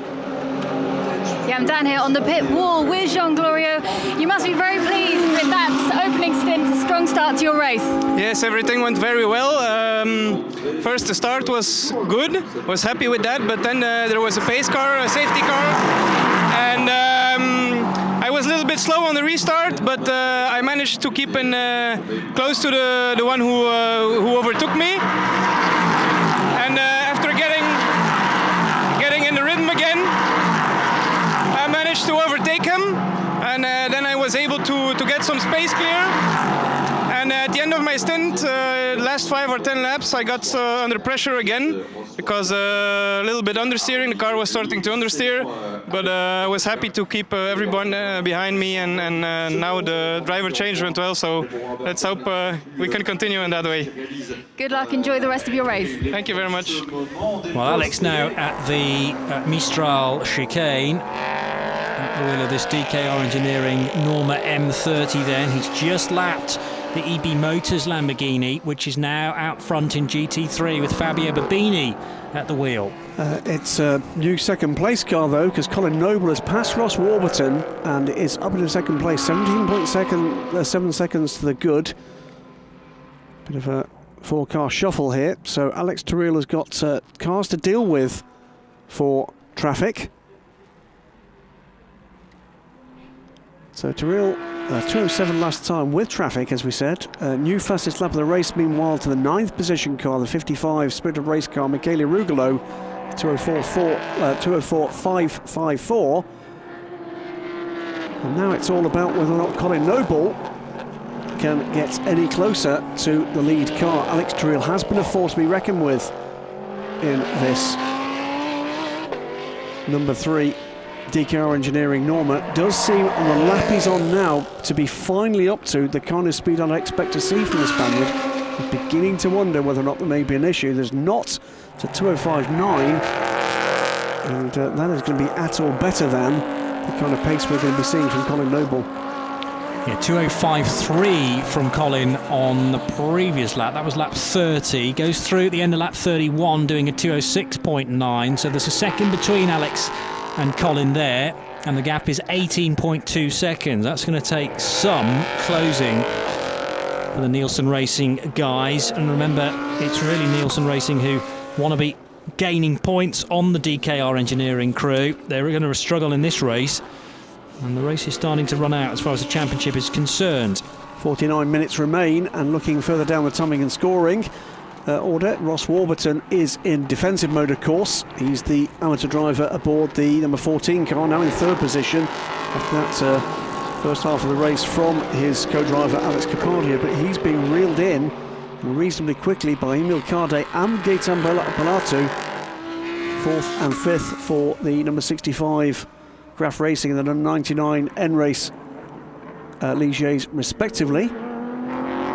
Andrew Bentley as well putting in some good times. He's in 7th position and catching Melara in the 53 car. So there's going to be positional change aplenty here in the next few minutes. Lamborghini, EB Motors, Fabio Bobini driving it very swiftly indeed, as we've become used to over the last number of years. Often behind the wheel of a Lamborghini Huracan or previous iterations of the Lambo 2. He's pulling away from the Cedric Mazard pedalled SVC Lamborghini, and that orange Lamborghini is being caught by Phil Keane for 2nd position. The gap now 3 seconds, with Phil last time around 5 seconds quicker than his rival for the 2nd step of the podium. 2:04.9 this time around from Alex Tyrrell. He's beginning to get his eye in here, and the gap goes out to nearly 19 seconds now. Cardet right with Ross Warburton for 3rd, and there is that position is gone, in fact, and I think Palatu may be through as well. There's a yellow flag at turn 1, and that is for, is that the 23 car? It looks like the 23 car from the rear, certainly, which, well, if it is, I mean, 23 and 22 are similar livery, but the 23 is a slightly lighter colour. I wonder if it's the BE car, the Ibrahim car. Might be. So we're either talking Andrew Bentley or we're talking the number 9 car. It's the Ibrahim car. It's the 33 car. Sorry. It's not cleared sector 1, has it? So it's the Ibrahim car. Yeah. That car running in 10th position overall, 9th in LMP3. It is indeed. That car's dropping back down the order. Kenton Kosh has just taken that position. Peter Cox will be next up. The car has rejoined, but lost over 30 seconds there. 46.5 minutes to go for Alexander Tyrrell to stay out front, and he's got a lead of now nearly 20 seconds over Colin Noble with a new car best lap, the number 3 car that is. So Tyrrell doing a 2:04.9, and Colin Noble second in the race from Emilien Card. More place changing potentially here at the chicane. That is, I think, that looks to me like Peter Cox in the 48 car. Looked to be the 99 car with Gaetan Palatu, who's a lap up on Peter. There goes the Graf Racing car. It was indeed, it's the 99 car with Gaetan Palatu trying to put a lap on Peter Cox. And that was getting a bit elbows. I'm not sure Peter realises that is a car coming through to lap him. Peter Cox back in this championship, having taken a breather for the Austrian round, sharing with Nico Pronk. Good to have Cox Racing back, and as you say, they're not on the same lap as the car that's trying to get through. They're just about on the same lap, I think. He's about to lap him. And Pilato putting in some good lap times and trying to keep in contact with the 65 car ahead. 3 seconds up the road now in Milcade. This isn't helping. Pilato, though, working lap 34 effectively, whereas the car that is just ahead of him, Peter Cox, working lap 33. So should be giving way. I'm sure there'll be blue flags waving in the direction of the Dutchman too, as Alex Toril goes through sector 1 again quicker than the number 3 car has managed to this point. So he's finding more and more speed underneath the bridge into the braking area for the chicane on the Mistral straight, and nobody in front or behind him, so he can concentrate on his own lines. Colin Noble is nearly 20 seconds adrift. Emilien Card also losing time, and Gaetan Palatu, we'd expect him to start to turn up the wick a little bit in the 99 machine. Can he get close enough to Card? The gap is only 3 seconds, so they're circulating very much together for 3rd and 4th positions. And Ross Warburton about to be swamped for 5th position now by Laurent Melara in the YMR car. So Ross pushing on, getting whatever pace he can here, but he is not the quicker driver in this battle. For him, it's all about getting distance on the car, learning, and finding the pace. That's the job that he's been given by Alex Capadia and by the RLR M Sport team. That's what this programme is about. Building confidence for the gentleman driver to take a step back up the ladder to the LMS in the future. So Ross Warburton at senior corner now, and behind is the sky blue car of Laurent Melara from M Racing YMR. Nathan Biel doing the opening stint. Melara, who qualified the car, now running in 6th position and trying to hunt down 5th place. And up ahead of Ross Warburton is that, well, not the 99 car. No, that's the 33 that's had this spin. Thank you. So that's the car from Spain, the Ibram Pardo Javier entered machine, now driven by Javier Ibram, the 50-year-old. Yep, a car from Valencia. The 33 car that has done service in the European Le Mans Series in the colours of all things of Murphy prototypes. A couple of years ago at Imola. Ross Warburton puts the lap on the 33, does that confidently. Good pace, by the way, at the head of the field from the 2 leaders, and it's still 19 seconds point something. Has been for the last couple of laps. Yeah. So no movement being made on the leader by Colin Noble. That's not for the want of trying. He is gaining on the first and second sector tend to be pretty good for the Ligier. 3rd sector much better for the Norma in recent minutes. In GT, by the way, Fabio Babini has about an 18-second lead over Phil Keane and is holding that. Cedric Lazar, meanwhile, is running 3rd, dropping back down the order, and has around 32 seconds from Joe Osborne, but is losing 3 to 4 seconds a lap to Joe. So that should be doable in the 42 minutes to remain for a potential podium position for the Optimum Motorsport crew, who will again, I think, feel pretty hard done by, having lost effectively a lap to that impact from the car that they're now chasing. Chance to look back on some of the highlights then in this, well, the early part of the race, and now that we're into almost 20 minutes of the second hour as well. Stevie S handing the number 8 car over to Cedric Mezar, but there's drama here for the number 22 car, which has suffered a rear left puncture, it looks like, and that tyre is starting to eat away now at the rear bodywork. The 22 car being driven by Matt Bell, who's trying to get the car back again. There's virtually no tyre left on that wheel, Graham. It's going to wreck the rear deck of this car. But what option does he have? It was a result of contact, was it, or a spin perhaps, or had the tyre popped kind of at turning? There was contact. He was hit. Yes, he was hit by one of the other dark-coloured cars. Was it the Cox Racing machine? Possibly? It was the Cox Racing machine. It was Peter Cox. Oh dear. Okay, so that was the 48 trying to pick off the 22. 4th position for something like 12th place, and the spin that resulted for Matt Bell has popped the tyre, hasn't it? That is going to be a very fired-up Matt Bell indeed. Good run again. It's exactly what we saw in Austria. Ross Warburton defending positions here. It's not just about giving ground and keeping his pace. He's taken a step, Ross Warburton. He's not the quickest man in this field. He knows that. But what he's doing here is he's finding a pace he's comfortable with, and he's happy to defend at that pace. Yep. Yep, find your level and stick to it as consistently as possible. Consistency is often as important as raw speed in endurance racing. Look at the state of that Michelin tyre, down to the bare threads on the one side of it, and it's just been obliterated, and you can understand why that whole section of the rear deck's now got huge shark bites out of it. Also, the rear bullet on the left-hand corner has started to tear away. I think the legality panel underneath all of that skin is still intact, in fairness, but they've got to find the bodywork now. Duquesne Engineering's the place to go for rear decks. They seem to have plenty of them.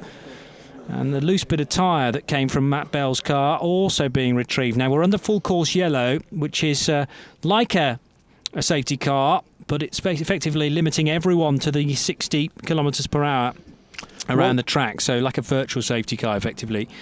Well, if you're looking for Ligier bodywork, you could do worse than go to United Autosport. So we've got 4 of them here. Yes. In fact, they've got 5, one of which is a P2 car, but they have 4 of them. But the team correctly checking to make sure that that flailing tyre hasn't done further damage to, well, oil lines, fuel lines. You don't want that. And, well, I think Matt will be legitimately not very happy here. Turned in at the usual point. The door was open, but Matt Bell, I don't think aware that Peter Cox was going for a move. Well, Peter Matt was in the corner. Well, he needed to be further up alongside Matt Bell, didn't he, in order to go for such a committed move. And it looked to me that Peter Cox had several options to back out of that, but just trail braked effectively into the side of Matt Bell. And it's either the contact or then the subsequent spin that has popped that Michelin tyre. All it takes is for the front splitter of Peter Cox's car to slice alongside the Michelin tyre, and it will bring it down. They were kicking around on that rear bullet as well to make sure it was still safely attached. Well, 2 of them had a good go at it. One gave it a couple of good kicks, the second guy gave it another kick just to be sure. Yeah, it's still on. It's I can't fine. see that coming off somehow. And the legality panel itself sits just inside of that portion of car. I was shown that by Garrett Robertshaw at United Autosports. You can't actually see the legality panel per se from the outside of the car. You need the rear deck taken away from it. He says it's just that little piece of netting there, effectively, that needs to stay always on the car, and if it's not there, you have to come in and replace it. Yeah, the incident involving those 2 cars, 22 and 48, is under investigation. And they've been turning those decisions around pretty quickly in recent races. So, the order, with 37 minutes to go, it is still Alex Terrell and leads Colin Noble, well, okay, under full course yellow by 50 seconds. Now that rather flatters the gap. Emil Cardet in the number 65 Graf Racing car is in 3rd position. Then Gaetan Palatu, who is right with the 65 car now. So the 99N race car. Ross Warburton holds 5th position from Laurent Millara. So the RLR car, number 14, ahead of the 53 YMR car. That's the top 6. Andrew Bentley is in the other United Autosports car, the Gulf Marine liveried car, 7th. Michele Rugolo is recovering well in the Spirit of Race car. It's had a slightly torrid weekend.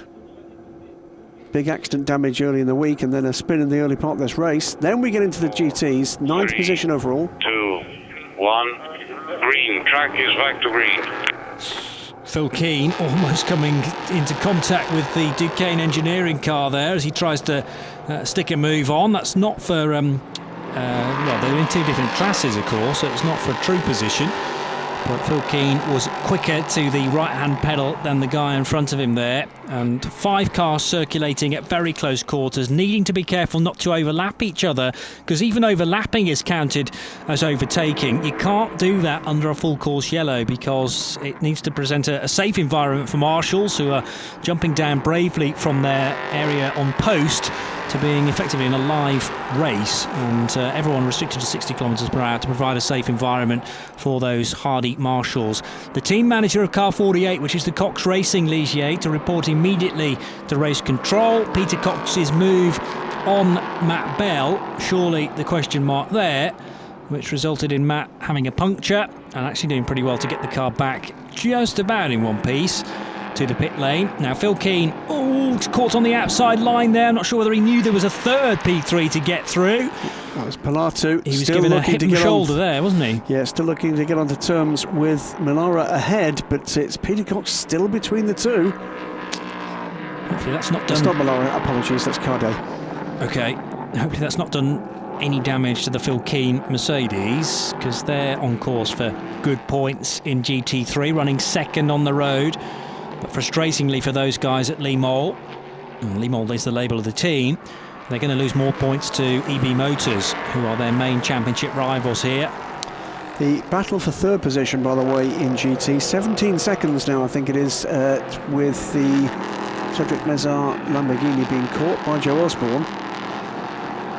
So Joe taking big chunks out of the lead ahead. There is the Peter Cox car of Cox Racing, and the team manager at car 48, as we've said, being asked to report to race control. Car 14, yes, as you've said about the track limits, and 3 car still leads the race. Alex Toril, with 34 minutes to go, now enjoying this 25-second lead on lap 38. So Toril opening up the gap yet further on Colin Noble. Emilian Card in the 65 car is in third position. Gaten Palatu fourth. And a bit of slow-mo action here of Alex Toril. Staying off the curbs, he can afford to. You don't need to stress the Michelin tyres too much. Get the car to the finish, and this will be another maximum point score to back up their victory at Red Bull Ring last month. Here's the 22 United Autosports car making a stop. This is Matt Bell then continuing the stop indeed. Most of that rear bodywork, by the looks of things, has been replaced. They've given a boot and a kick to various other parts that could potentially fall off, but it all looks to be shipshape now. And the car is back into the race, but sadly, stone last now of the remaining runners. DKR Engineering out front with nobody to trouble Alex Toril right now. Look behind you, Alex, and it's clear road. Looks to be clear road in front too, so he's managed to find a bit of tarmac that is not being affected by anybody else. Here is the 46 EB Motors Lamborghini Huracan. GT3 class leader Fabio Babini, also a serene Saturday evening drive here. Well, the gap was 20 seconds. It's 21 seconds. Yeah. So that has been a pretty stable gap held by Fabio Babini over Phil Keane. And while behind, Cedric Mezar 15 seconds now ahead of Joe Osborne for third position in GT. Keeping an eye still on the battle for third place overall. Emil Cardet with Gaetan Palatu. A couple of seconds still there with Peter Cox still between them. So Matt Bell suffering that puncture as a result of contact from Peter Cox, and his teammate, Matt's teammate, is Jim Mcguire. Let's hear from him now in the pit lane. Yeah, I'm down here at United Autosports with Jim Mcguire. Jim, a really frustrating incident in the race there. The guys working really hard to get that car back out. Yeah, that's really unfortunate. There was contact at that point. I don't think there really needed to be. It's just really tough because we were fighting back. I lost some positions with a crash in front of me in turn 1, and then spins, between 5, 6. It was pretty tough, but we were fighting back, and the car was good, but you see how fast these guys put the car back together. It's a super team. Great to see them. Brilliant. Thank you. You're welcome. So Jim Mcguire, the man who didn't quite get away from the line as cleanly as everybody else. As a result, Raymond Vos had to take avoiding action, and you'll remember that as Raymond rejoined, then all hell broke loose into the first corner, but Jim was sufficiently far enough back to react to that and wasn't involved in the incident at turn 1. However, a needless incident at the chicane for my money, and it is currently being investigated, but every credit Jim says to the guys at United Autosports for turning that car around relatively quickly. And there's no doubt about it, the man from Newcastle upon Tyne, Matt Bell, now is going to push on and see what they can pick up, but significantly delayed. As I say, he is now 17th of his 17 car 2 to 3 laps down. Oh dear. So, well, a chance to just see how fast the car could potentially go and then try and carry that speed into Spa and into Portimao at the end of the year. Good news, though, for the team is that I think that was by far the best form I've seen from Jim Mcguire this year aboard that car. Same with Richard Means in the sister 23. So that programme beginning to come together. This is all about developing the next guys they'd like to see stepping up the ladder into the ELMS. Yeah. And United Autosports have been very effective in finding good customers for their LMP programmes. No, it's all about steady progress, baby steps, and many of these LMP3 teams already have cars in the European Le Mans series, so this is an extension to their programme. Some don't, though, and are looking for a way into the ELMS, and this is part of the ladder system that the ACO are trying to create. Nielsen Racing, with a lot of experience in the UK. Tiny puff of smoke from the back of the 79 there. Could just have been a little bit of tyre rub. Hopefully not consistent tyre rub around the lap, because that would start to create concerns for Sven and all the rest at Nielsen Racing. Tony Wells doing the opening stint. Colin Noble now on board for the second stint. I can't see any more of that tyre smoke, so maybe it was just a slight lock-up from Colin.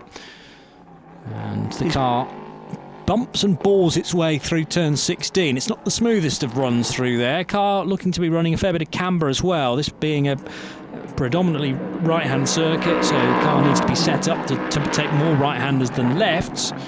Peter Cox, meanwhile, still between the third and fourth place cars, and now hassling Emil Cardet in third position to try to unlap himself from that car. Peter is 11th at the moment, 10th overall in LMP3, with Gitan Palatu behind. That is the fourth place car. And there is the N-Race machine, as you say, then starting another lap. So that's onto lap 41. And we're now inside the final half an hour, with gaps extending at the head of the order between Toril and Colin Noble. 0.3 of a second in favour of the Spaniard last time around. Emilian Cart in the 65 car running in third position. Then this man, Palatu, from Laura Milara and Ross Warburton. And those two cars, the M Racing and the RLR machine, have sort of stabilised now in 5th and 6th respectively. Joe Osborne there behind the number 53 car, and Joe now within 5 seconds of Cedric Mizar for third position in GT, and what would be his 13th position overall. Those two cars, of course, the two involved in the incident that turned Flick Haig around and sent the number 8 a little later with a drive-through penalty. So about a corner between them now, and Joe Osborne looking for a way by the 53 and makes it by the 53. Tidy move. Unlaps himself. Yeah, generally speaking, we're not used to seeing GT3s being able to overtake LMP3s, but sometimes it's down to who's behind the wheel of such cars. And Joe Osborne well fired up. I think just an accumulative thing from the sort of season he and Flick Haig have had. With some success in Austria at Red Bull Ring last time out, a third place finish for those guys in a tricky race with rain affected on Saturday. And then there was the incidents, plural, at Monza that they had. They had a tricky Le Mans too. So it's been a tough old year for Flick and for Joe, and they will pick up, as we stand, points for fourth position, but no better. Fabio Babini, this man, leading the way in GT3 from Phil Keane. But as expected, really, both Fabio and Phil offering very similar lap times. The pros are in that sort of top 2 or 3%, aren't they, of ability? Yep. And you're not going to find much variable there between those drivers. The variable comes when the bronzes are at the wheel. And Lee Moll really had an opportunity maybe to close in on Emanuele Busnelli. I thought the race would swing in the way of EB Motors when Stevie S had to make his drive-through penalty. And generally speaking, I think Busnelli and Fabio Babini make a great duo, and they're well matched across the 2 hours. Still got 25 minutes to go though, so they are not home and dry yet. Yeah, we have seen some late race dramas for some of these cars and these teams. Wouldn't wish that on them. So beyond 75% of the race distance now, of course. And fine drive from both Alex Tyrrell and Colin Noble, you know. I mean, the period into and through and out of full course yellow saw the gap extend from about 17 to about 23 seconds with the car slowing down and speeding up. But it stayed about that.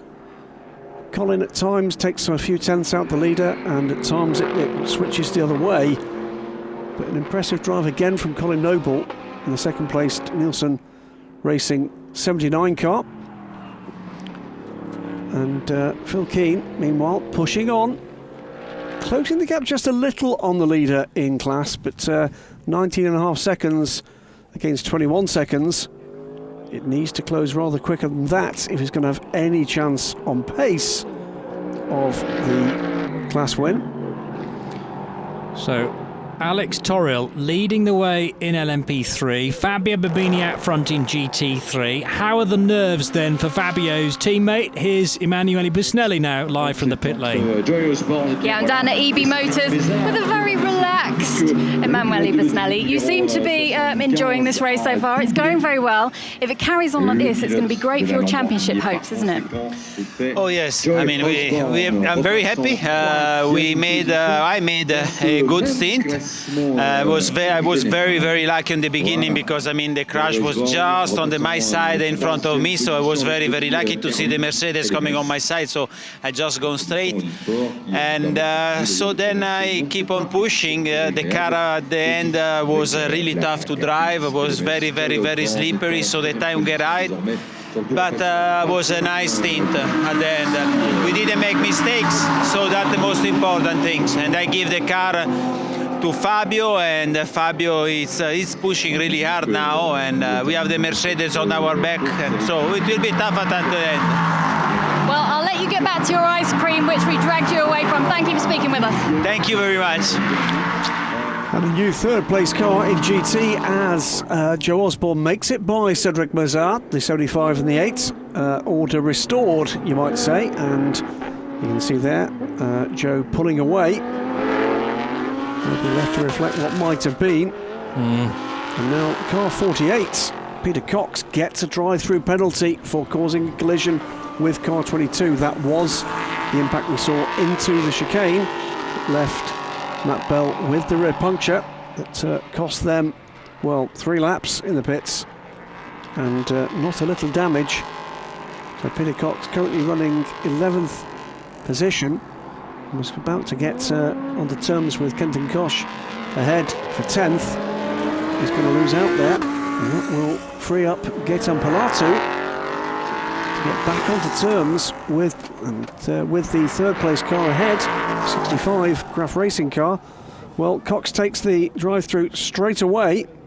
Yeah, first opportunity to do so. Here's a recap of exactly why he's got to take the drive-through.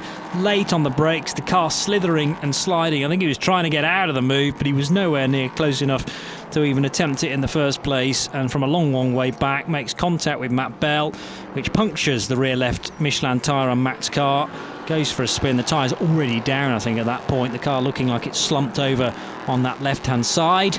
And now from one of the fixed cameras, didn't quite get the full glimpse of that, but you got the idea anyway. And Peter Cox in and out to continue the race for Cox Racing. That car initially started by Nico Pronk, and we're into the final 21 minutes now. We are indeed, and freed up from that instantly. Gaetan Pilato's sector times come down just by the odd 10th. Whether or not it was that kind of, well, worried about whether or not Peter Cox might try another bit of elbows. We'd seen that before. And Gaetan Pilatu had just backed out of that battle, probably on team instructions. Just get the car home, in good order and take the opportunity when you can. But Pilatu now, I think we're going to see in the next lap or two back on the terms with a third place battle with the number 65 car. Gap is around 3 seconds. Yeah, 20 minutes to go. Let's wait and see whether or not the Frenchman, the ex-Nissan GT Academy winner, ex-Team LNT Ginetta LMP3 race winner in the LMS, whether or not he can do anything about the challenge of the 65 car ahead. Meanwhile, turning right at turn 4 is the number 3 DKR Engineering entered Norma, the race leader Alex Toril.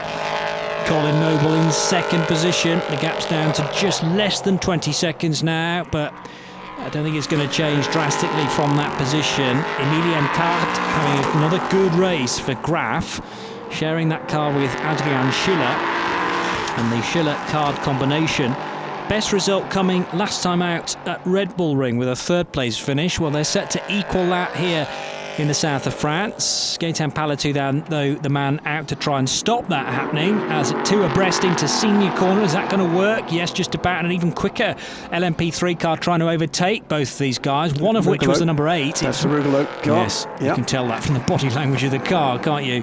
The man that was called into Le Mans 24-hour race very late in the day this year to race a Ferrari with AF Corsa and number 55, which is a Spirit of Race entered machine. This is a battle for 6th position for Rugolo. That explains the rather aggressive body language. Andrew Bentley fending off Michele Rugolo. And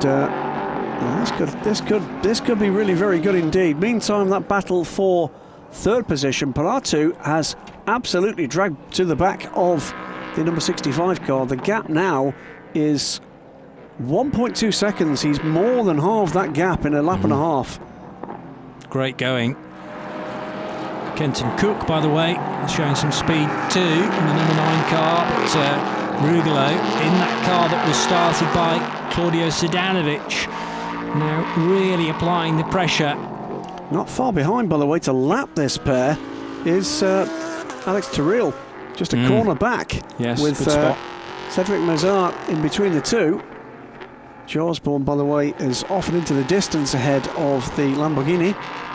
Looking for 3rd place. Just have a quick look and see what the gap is looking like for the lead in the class. It is coming down, It's 14 seconds now, Phil Keane. So he is making progress. 45 laps in the book, by the way. We will reach 50 laps and a few more. And Alex Toril looks to have the measure on Colin Noble, but which way is this fight going to go, with Michele Rugolo scrapping away in 7th position to try and get ahead then of Andrew Bentley in the number 23 car, but Bentley proving stout defence.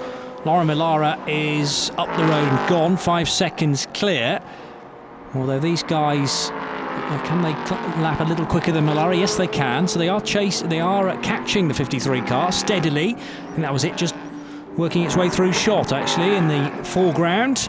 Remember, Rugolo, the more experienced man in this car. But Andrew Bentley doing a good job of fending off the Italian. Certainly is. Heading then into turn 13, then the long lingering right-hander at 14, 15 and 16, much tighter affairs. And Rugolo struggling to find an opportunity. He's going to leave his braking very late indeed into 15. The elastic band grows larger between these two cars, and that short, sharp burst of a straight between 15 and 16, and Rugolo wasn't close enough to pounce that time to snatch 6th place away. I think if Rugolo was on his own here, he would be quicker than Andrew Bentley, and if he is able to wriggle free, might well be able to work his way up the road and try and catch Laurent Millara. But both of these drivers actually are getting much closer to Millara, now only 3 seconds between the Frenchman number 53. So this is going to become a 3-car battle very soon for 5th position. There they are, they're almost in the same corner. And only 1.5 seconds now between Emilian Card and Gaetan Pilatu too. So those 2 cars getting much closer to one another for 3rd and 4th. Andrew Bentley feeling the heat here from Michele Rougelet behind, is finding more speed and has just done the car's best Sector 1 time. So he's upping the ante as a result of being chased. There's the 3 cars. This is the battle for 5th position. And clear air ahead of them, just Joe Osborne ahead of them. Puff of tyre smoke on the 55 car. Andre Bentley, I think, is enjoying this battle. Quite some debut with the team. Yeah, understandably enjoying it here. Andrew Bentley, who is the 35-year-old, sharing with Richard Mines for this weekend. And here's the 3-way dice that we promised you then. Millara versus Bentley versus Rougelet. And the 2 behind are way quicker than Millara here. Certainly are. And this might be the opportunity that Michele Rougelet's been looking for, to not only get by Millara, which he should be able to do relatively easily, but also get by Andrew Bentley, who's been a bit of a thorn in the side here. Bentley offline, Michele Rougelet with the racing line, but he couldn't find a way through. Oh, and almost being taken with him there was Rougelet. So Michele Rougelet went one way. It was the wrong side because Andrew Bentley was trying to get the slingshot on Laura Millara, and they're both ahead of Millara. So that puts them into 5th and 6th places now, ahead of the 53 car. And is this Michele Rougelet's opportunity down into turn 1? No, it's not. He's going to have to bide his time again. It was sort of an attacking defensive line all at the same time, wasn't it? That was amusing because we had 3 guys looking at 3 different lines into the same corner. 3 into 1 did go that time. Bentley comes through with still the advantage, but also still with Michele Rougelet looking very racy indeed behind him. And Alex Terrell, by the way, is catching these guys very fast indeed now to put the lap on. The battle now for 5th position between Andrew Bentley and Michele Rougelet. Gaetan Pilatu, meanwhile, still in contact with the 3rd position car. 13.5 minutes to go. That could come down to the last lap or 2. Yeah, just a couple of seconds, isn't it, between Emilian and Gaetan, the 3rd and 4th, to decide who finishes on the bottom step of the podium. No further progress, by the way, by Phil King. Still 14 seconds is the gap there. Joe Osborne way further back. The result of that delay earlier for Flick Haig. These are the cars that are just going to miss out on the podium result, by the way. But Andrew Bentley and Michele Rougelet putting on a splendid show, nevertheless. And Rougelet having now got by the Bentley car. No, not quite. Still same order then. Bentley from Rougelet. Have I preempted it? No, not at turn 8. This is the tight right-hander. Great racy stuff here from Michele Rougelet, and great defensive driving from Andrew Bentley. Yeah, absolutely right. And keeping that 23 car as wide as possible. As good a race as we've seen this year. Oh, a big clatter on the curb there from Michele Rougelet. Very lucky not to be spat off into the distance. But it's given Andrew Bentley a bit of a breathing space. It's as good a race, I think, as we've had, actually, in the Michelin Le Mans Cup this year. Up and down the order. Yeah, and this keeping our interest into the final 15 minutes. Up ahead of them is the 75 car of Joe Osborne. And Joe not able to lap as quickly as the P3s behind him, so he'll have to make way very shortly. Laura Millara, by the way, falling now back into the clutches of a car that's about to lap him. That's the Lesh leader, in fact, isn't it, Alex Toro? Yeah. So there's no danger of Millara falling any further places from 7th spot, with Ross Warburton yet to cross the timing line. And Ross Warburton now under threat from Kenton Koch, by the way, for 8th position. So the tumble down the order for Ross Warburton has gone only a little further than he would have liked. Joe Osborne and then the 23 of Andrew Bentley, followed by Michele Rougelet, circulating together. Osborne, though, about to go a lap down. Will Bentley and Rougelet do that into the braking area for the chicane? It seems to be the most sensible place to do it, with 11.5 minutes on the clock, and this might be Bentley's chance, because if Rougelet can't get through, which he can't, into the chicane, this will allow just a bit more real estate between Andrew Bentley and Michele Rougelet, who should easily be able to pick off Joe Osborne on the second bit of the Mistral. But there's just that slight wedge now being driven between the 2 LMP3 cars. Great stuff there, by the way, from Joe Osborne, keeping up the way as best he possibly could with these 2 battling Ligiers. having said that, Rugelo's right back with Andrew Bentley now, because generally speaking, he is carrying more speed than the Brit. Wild stuff, though, from Rugolo. Another tail-out moment, goes and looks for a gap that was there, if only he'd been there. Yeah. But unfortunately for Rugolo, he wasn't. But this is a fantastic attacking drive, really entertaining stuff.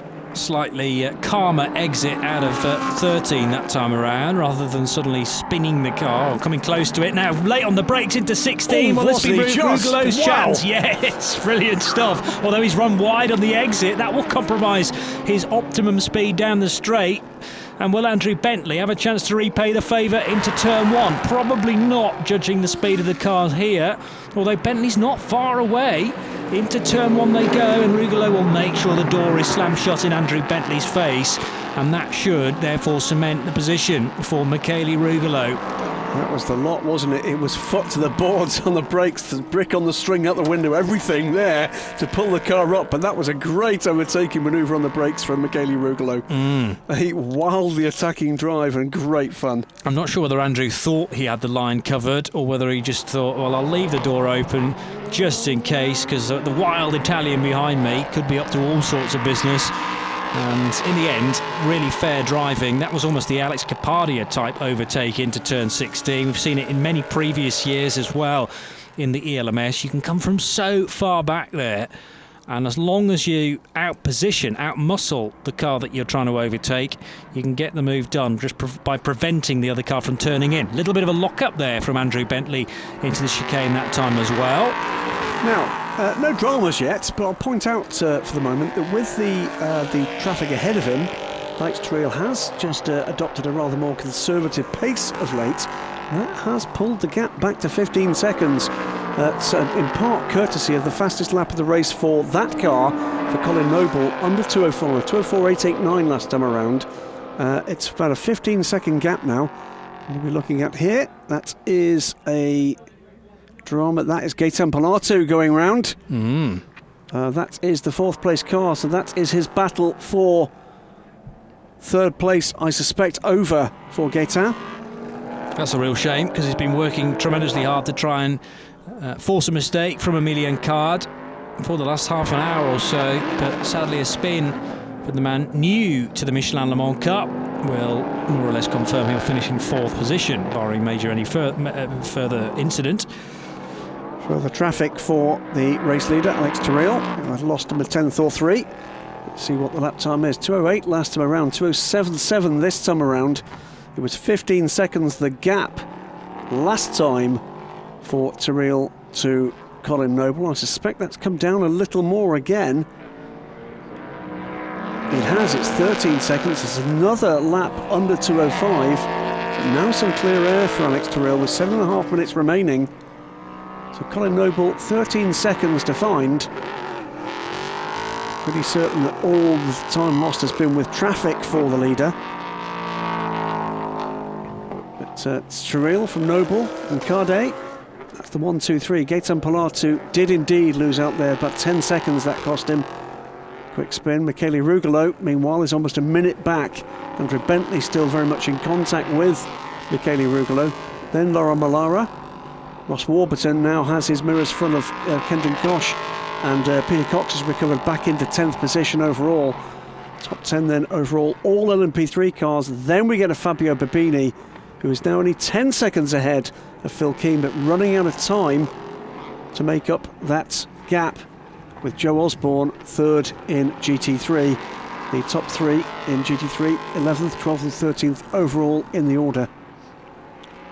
So only 6.5 minutes to go. There's a spin there for the number 9 Duquesne Engineering car, and that's Kenton Cook with a moment at turn 4. But he didn't. I think he may have lost one place, but not anymore. Don't think he lost a place. What he did do was he lost contact with Ross Warburton. Yes, yeah, and again that's a story similar to Gaetan Palato's, really, having worked so hard to get close and be in contention. Clattered the curb, didn't he? Another indication of quite how hard the American was pushing there. The man from California. So that's a disappointment for the 23-year-old. That's going to put Peter Cox pretty close to the number 9 car as well, so we're keeping on that gap too. 5 minutes and 50 seconds to go for DKR Engineering to tick off another race win. This has been their 3rd of the year. They had a non-finish in Road to Le Mans Part 1, but won the second part on Saturday morning. 2nd place at Monza, a win at Red Bull Ring, and it's looking like another win here at Paul Ricard. A few more laps to tick off yet. Colin Noble finding yet more speed at 2:04.6. He's closing. It's 10.9 seconds. I think Alex Terrell is just managing this gap. Yeah. But it is getting to the stage where, you know, we can lean slightly forward in the chair here. And certainly Colin Noble is chasing this. He's not allowing that conservative pace to be, you know, indecently slow. Hasn't given up, and anything can happen, as we know, in motor racing. All it takes is a slight clatter with some traffic or a slow puncture, which may delay the number 3 car without stopping it entirely. And being within 10 seconds of touching distance is far better than 19 seconds. Absolutely. As you say, the Spaniard, Alex Torrell, there's an element of him backing off a little to make sure he gets to the flag safely. We're on lap 52 and we've only got another 4.5 minutes to do, so maybe at the end of this one a couple more laps, 3 as a maximum. And the EB Motors Lamborghini, Fabio Babini still at the wheel, having taken over from Emanuele Busnelli. So relaxed, he was tucking into some ice cream in the garage. An Italian with gelato in the south of France, in the temperatures of 30 degrees. What could be more stereotypical of international motorsport, as the EB Motors Lamborghini Huracan then worked its way onto the Mistral straight for the, I'm apprehensive about saying penultimate time. 2 more laps, I reckon, from this distance then for the race leader, who's just gone across the line now to tick off 52 laps. Quicker lap this time, 2:05.8, just pulls out a 10th on Colin Noble. I think he'd got the hurry-up call there a little bit. Don't want to get yourself out of that rhythm, do you? It's a hard charging drive from Colin Noble. Excellent run from both drivers in the lead car, the DKR Engineering car. That is a squad, you have to say, is of the quality you would expect to see next season in the European Le Mans Series. 3 minutes to go, and Alex Torrell is somewhere in that middle sector. Meanwhile, the EB Motors Lamborghini heading out onto the, well, this is towards the end of the lap now, through turn 13, 14, 15, and the tight affair at 16, but nobody behind him to worry. Fabio Babini, Phil Keane within 9 seconds. Yes, closing, not quickly enough. No, so it's set to be a slight extension for the EB Motors crew as far as their points lead is concerned. It was 7 points coming here to France, so it'll extend out by a further 7 points. So there you go, that is the lead gap in GT. It's almost the length of the start-finish straight, and as they cross the line, it is indeed about 9 seconds. It's been a fine chase from Phil Keane. Rather, it was 8 points between Busnelli, Babini, back to Lee Moll and Phil Keane, so it's going to be something like a 15-point gap if the positions stay the same. And that's going to be frustrating for Lee Moll and Phil Keane, because through dramas that they didn't affect, admittedly, they're running in a great position in this race, but crucially they need to be ahead of the 46 car to bring the championship back towards in their direction. Meanwhile, looking very cool indeed is on the pit wall Alex Terrell's teammate Jean Glorieux, who's had a lot to do today as the number 3 car goes on to the final lap. Then qualified the car earlier on at about lunchtime, then chilled out whilst the ELMS cars qualified, but prepared for a 4 o'clock start this afternoon. Did the Alex Terrell and Jean Glorieux combination, and it's looking like another win. It'll be back-to-back victories indeed, both at Red Bull Ring a month ago and here at Ricard. While this is going on, by the way, Kenton Kosh did indeed recover and has passed Ross Warburton, and Ross now has his mirrors full of Peter Cox for 9th position. So still positional change underway. So it looks untroubled on this final lap. The number 3, DKR Engineering, are ahead. That will not be a factor in the Norma coming home. So down the Mistral Straight for the final time then comes the team from Luxembourg, the DKR Engineering Norma M30, driven by Alex Toril. And the 21-year-old Spaniard not really put a foot wrong. He enjoys this circuit, it's one of his favourites, comes from Cordoba, so well used to this sort of temperature in the day as well. He'll probably take on board a couple of bottles of water at the end of this behind the podium, but it does look like for the second time in, or for the third time in 3 races, these guys are going to be on the top step again. France has been generally a happy hunting ground for them after that victory at the Road to Le Mans in June.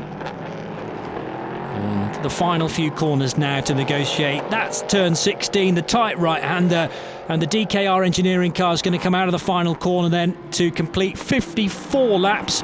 Over the line it goes to receive the checkered flag, and in the background is Colin Noble, I think, about to pop into sight. There he comes for Nielsen Racing to snatch 2nd position then. 9.1 seconds is the difference between the 2 cars in the end. They are the 2 championship leaders too, so quite fitting really for those 2 cars to finish in the top 2, but sadly for the guys from the British squad, Nielsen Racing, that's more points dropped to the number 3 gang. Joe Osborne is home in 3rd position in a GT. Still, though, the battle for the lead. That battle, by the way, 7 seconds now. We watch, this is the number 4 car, I think it is indeed, with the 65, 3rd place car of the Graf Racing squad. 4 car after that lengthy stop to repair the rear bodywork. It's not a factor in the lead of this race, and just behind, just a corner behind, going to fall a little short. Gaetan Palatu will finish 4th place for the N-Race team, so a good result on his debut for the team. Peter Cox there crossing the line as well. So it's Toril from Noble, from Cardet, from Palatu, that's the top 4. Michele Rugolo will come home ahead of Andrew Bentley in that great battle for 5th position.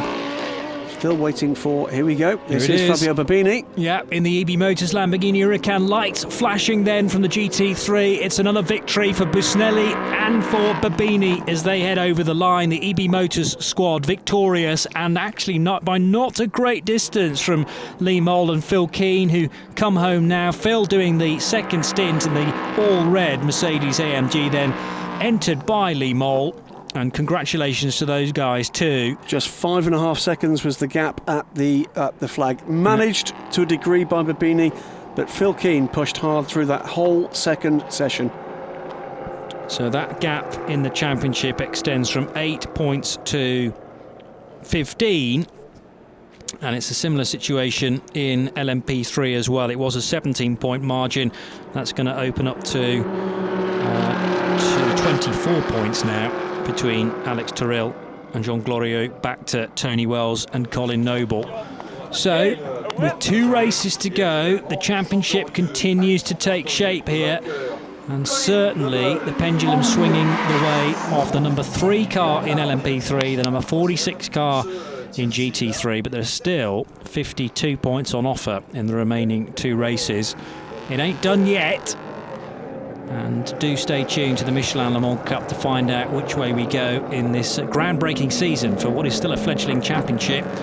LMP3's added into the mixture. It was the Michelin GT3 Le Mans Cup in 2016, and so successful was it that this 2-layered LMP3 category effectively was created so that the top layer being those cars in ELMS, and this being a ladder system to try and get there ultimately.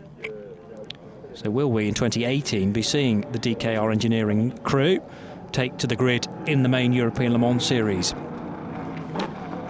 Down pit lane they come into the rather unconventional route into the pits. It's a sharp right, sharp left And you have to be careful not to prang the barrier when you're in race mode. Slightly more sedate at this speed.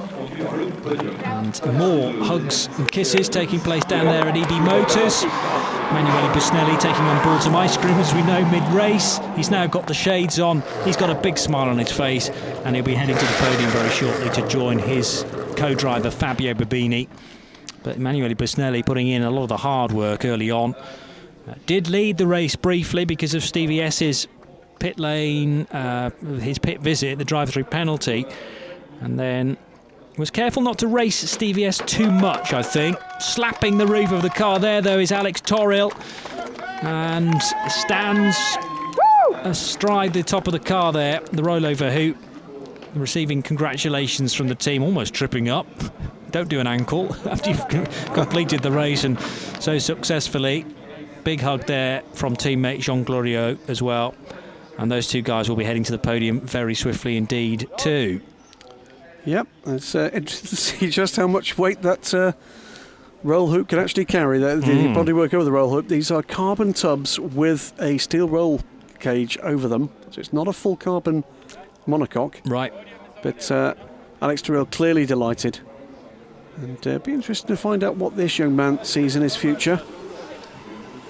I'm very impressed with his pace.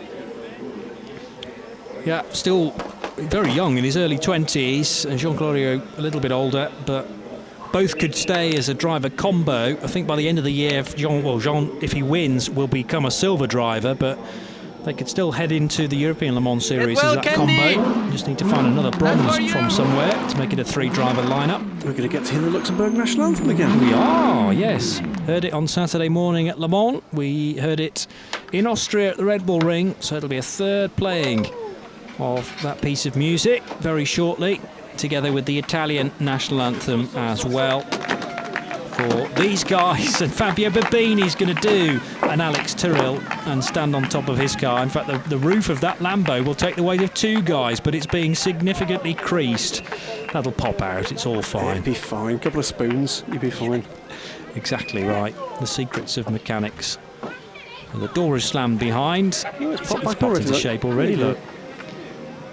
Sponge-like roof of the Lamborghini Huracan, carrying the same engine as the Audi R8 that eventually finished in third position. So Joe Osborne and Flick Haig will feature on the podium. But let's get some reaction from DKR Engineering and from Jean Glorieux, who did the opening stint for the number 3 car, now with Charlie George. Well, guys, you must be delighted. Another win there for DKR Engineering. Yes, indeed. Delighted is the right word. Very happy to be on the highest step of the podium again. We made no mistakes. Car was very good. Team did a perfect job. Alex, as always, perfect. Very happy. Delighted. And of course, more points in the championship for you guys too. Yeah, like John was saying, it's the perfect way to keep the rhythm. Another win, another 7 points, I think, advantage. So everything looks better and better for our championship, but still 2 races to go, still everything can happen. Before I forget, also this win go for Candy, our team manager, which had a hard problem the last week, so he could not be there with us to enjoy it. So Candy, wishes from here, we will bring you the trophy home, and thank you for everything. Thank you for the great car. And this win is also, I would like to dedicate it to the guys of Mission Mont Blanc, a couple of friends of me who climbed the Mont Blanc yesterday and the day before yesterday. So guys, this win is for you. Thank you guys, enjoy celebrating. Thank you. They will certainly do that. It's only a couple of steps up to the podium, and that is just around the corner. Stay tuned for that. And we may well hear from the guys from EB Motors shortly too. So Emanuele Busnelli and Fabio Babini. Not heard from Fabio all weekend, so it'd be great to catch up with the Italian after his tremendous stint to win the race for EB Motors. Well, Fabio, a fantastic stint there to take another win for EB Motors. Yes, very important. This race is not easy for us because the BOP is not perfect, but our car is good stability in the first part of the race. I pushed too much. I have a good gap from the stint of Emanuele. I'm very happy because the work is good, but it's not easy to stay in front to Mercedes. But I'm very happy for the EB Motor and Lamborghini for this race. Thank you very much for my co-driver. Emanuele, does he get an ice cream now? Sorry? Does he get an ice cream now? Yes, absolutely. Now, well, actually, we have to drive back home, and I think we're gonna take a long way. So we're gonna stop for sure to have a few ice creams. Congratulations, guys. Thank you very much. Good job. Fabio Babini. I can remember meeting Fabio for the first time as a race driver in the early part of this century, and he doesn't appear to have aged a single moment. Damn his ears. Yes. It's all that ice cream, probably. Keeping the youthful look. Well, I've tried it, but it has a completely different effect on me. It's strange that, isn't it? You need to be driving more race cars, perhaps, too. DKR Engineering taking the victory then, the fourth event of the year, 54 laps in total, and DKR Engineering winning by 9.1 seconds. That gap was closing between Alex Toril and Colin Noble. Graf complete the podium. That was Emilian Card and Adrian Schiller. And there is confirmation of the GT3 winner, EB Motors with their Lamborghini Huracan, Emanuele Busnelli and Fabio Babini, a lap off the LMP3 pace, but actually only 5 or 6 seconds in front of Lee Mole and Phil Keane. And Optimum Racing complete the GT3 podium. A chance to look back then over the last couple of hours. And the highlights for the fourth race, or the fourth event of the season, the fifth race of the year for the Michelin Le Mans Cup, and it all kicked off into turn one. Keep your eyes on the gunmetal grey Mercedes that jinks to driver's left now over the blue tarmac, but when it rejoins, it collects 1 and 2 LMP3 cars, results in a spin for Raymond Vos piloting that Mercedes AMG. Still haven't quite got to the bottom of that. There were more cars off as well at turn 2, including the Claudio Sedanovic driven Spirit of Race 55 car. A spin early on for Richard Mines as well at United Autosports, and unsurprisingly the safety car having to be deployed. Everything settled down a little after that, although there was an overtake round the outside here with Adrian Schiller in the 65 car taking the race lead, but it was quickly snatched back again by Jean Glorieux, and Glorieux was able to stay out front then, bring the car in from the race lead and hand over to teammate Alex Toril. There was side-by-side action between the two Lamborghini Huracans. That was the lead going back the way of Stevie S to get ahead of Emanuele Busnelli. Michele Rugolo putting the 55 car to good use as well. And Huracans very strong here this weekend. Contact at halfway through the second stint between Peter Cox and Matt Bell. Peter Cox was subsequently penalised for that. It resulted in a puncture for Matt Bell, and that started to strip away at the rear bodywork. A full course yellow had to come into the reckoning as well to clear up the shards of rubber, the carcass left right in the middle of the track, and various bits of threads from that Michelin tyre that had gone pop needed to be collected before we went racing again.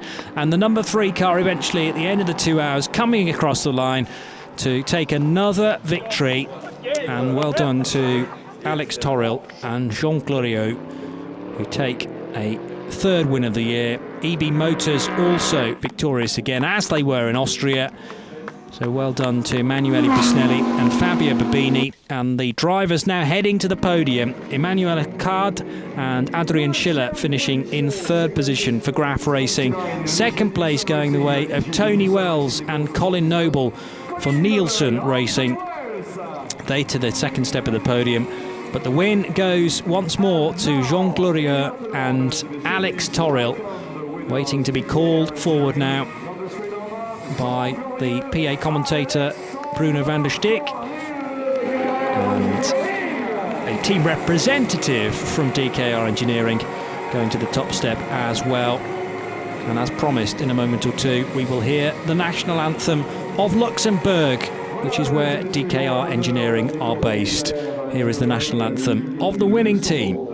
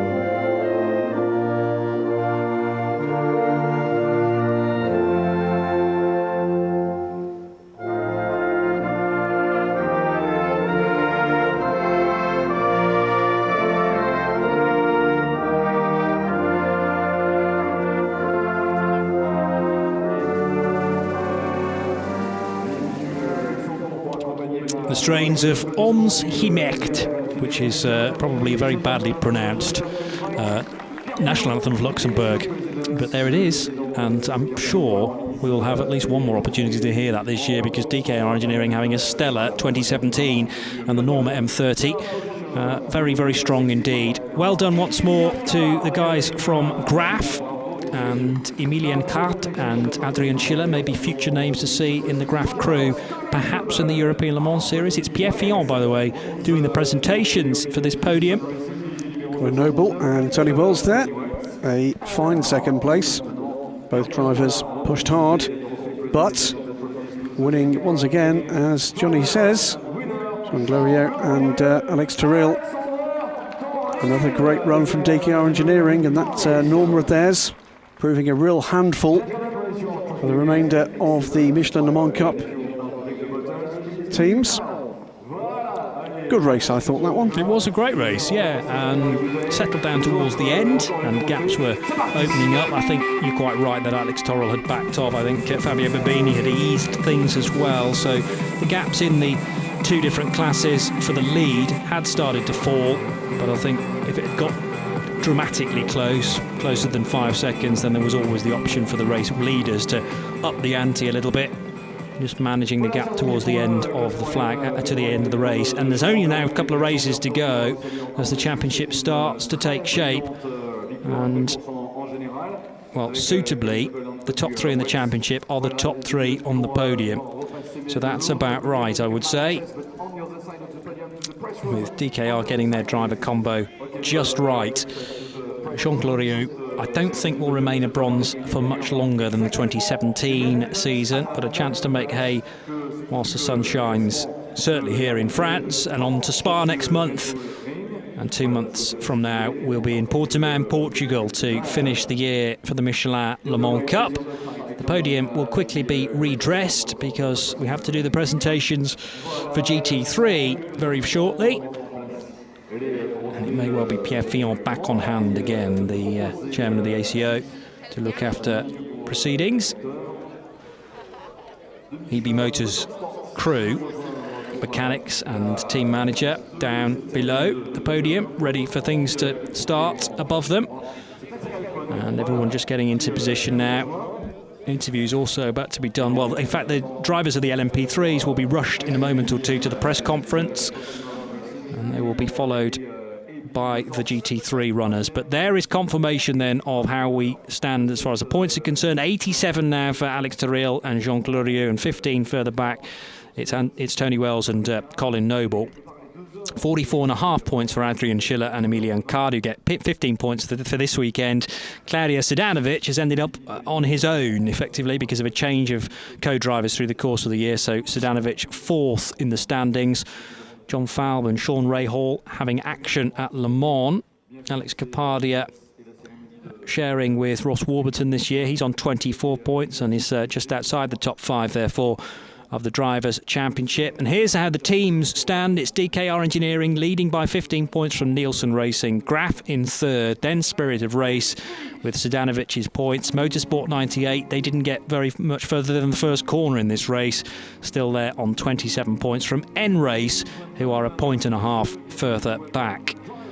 And RLR Motorsport picking up a goodly number of points after a great stint from Alex Capadia, handing over to Ross Warburton, who was able to bring the RLR car home in the end in a respectable 10th position. But a brief glimpse of the GT3 cars, and here are the drivers then. First of all, to the third step of the podium, it's Flick Haig and Joe Osborne. To second place on the podium, to the left of shot, Lee Mole and Phil Keane. They are second in the championship, but they've allowed a few more points to go the way of Emanuele Busnelli and Fabio Babini, who now climb to the top step of the podium for yet another time in this year's season. And we will now hear the national anthem of the winning team, EB Motors.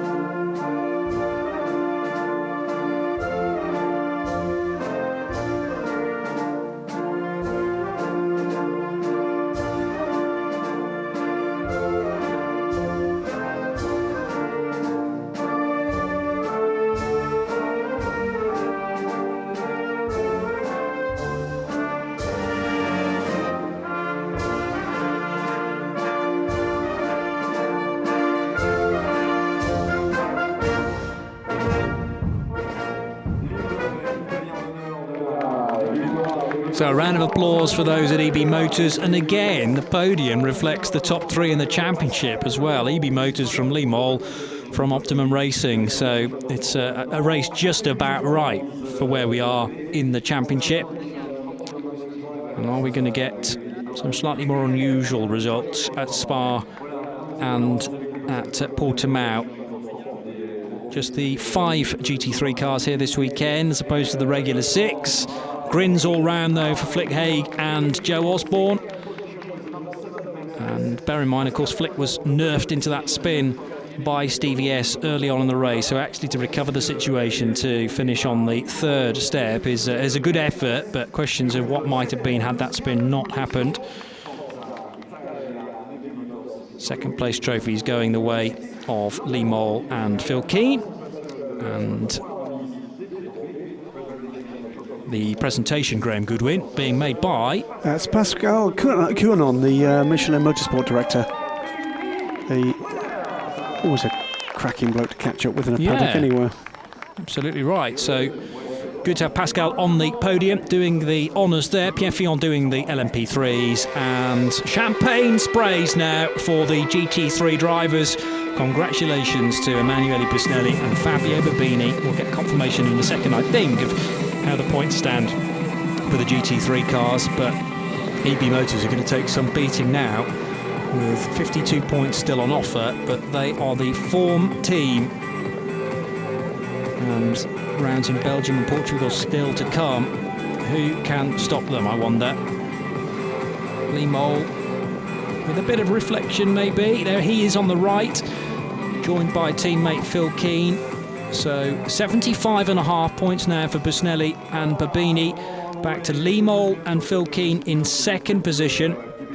So that's 26, is it? Or only 16? I'm trying to think. My brain is frazzled. 16 points it is, you're right. But getting to the stage now where the others need them to have a bad day, certainly. But Phil Keane and Lee Mole looking for a win to top off their season. And again, it will be 16 points between the teams. EB Motors, Lee Mole labelled as a team. For it is he that enters the car. Optimum Racing, 75 points, so they're 10 points further back. And those gaps this weekend have just actually grown larger rather than condensing in any way. But we may well see that at Spa.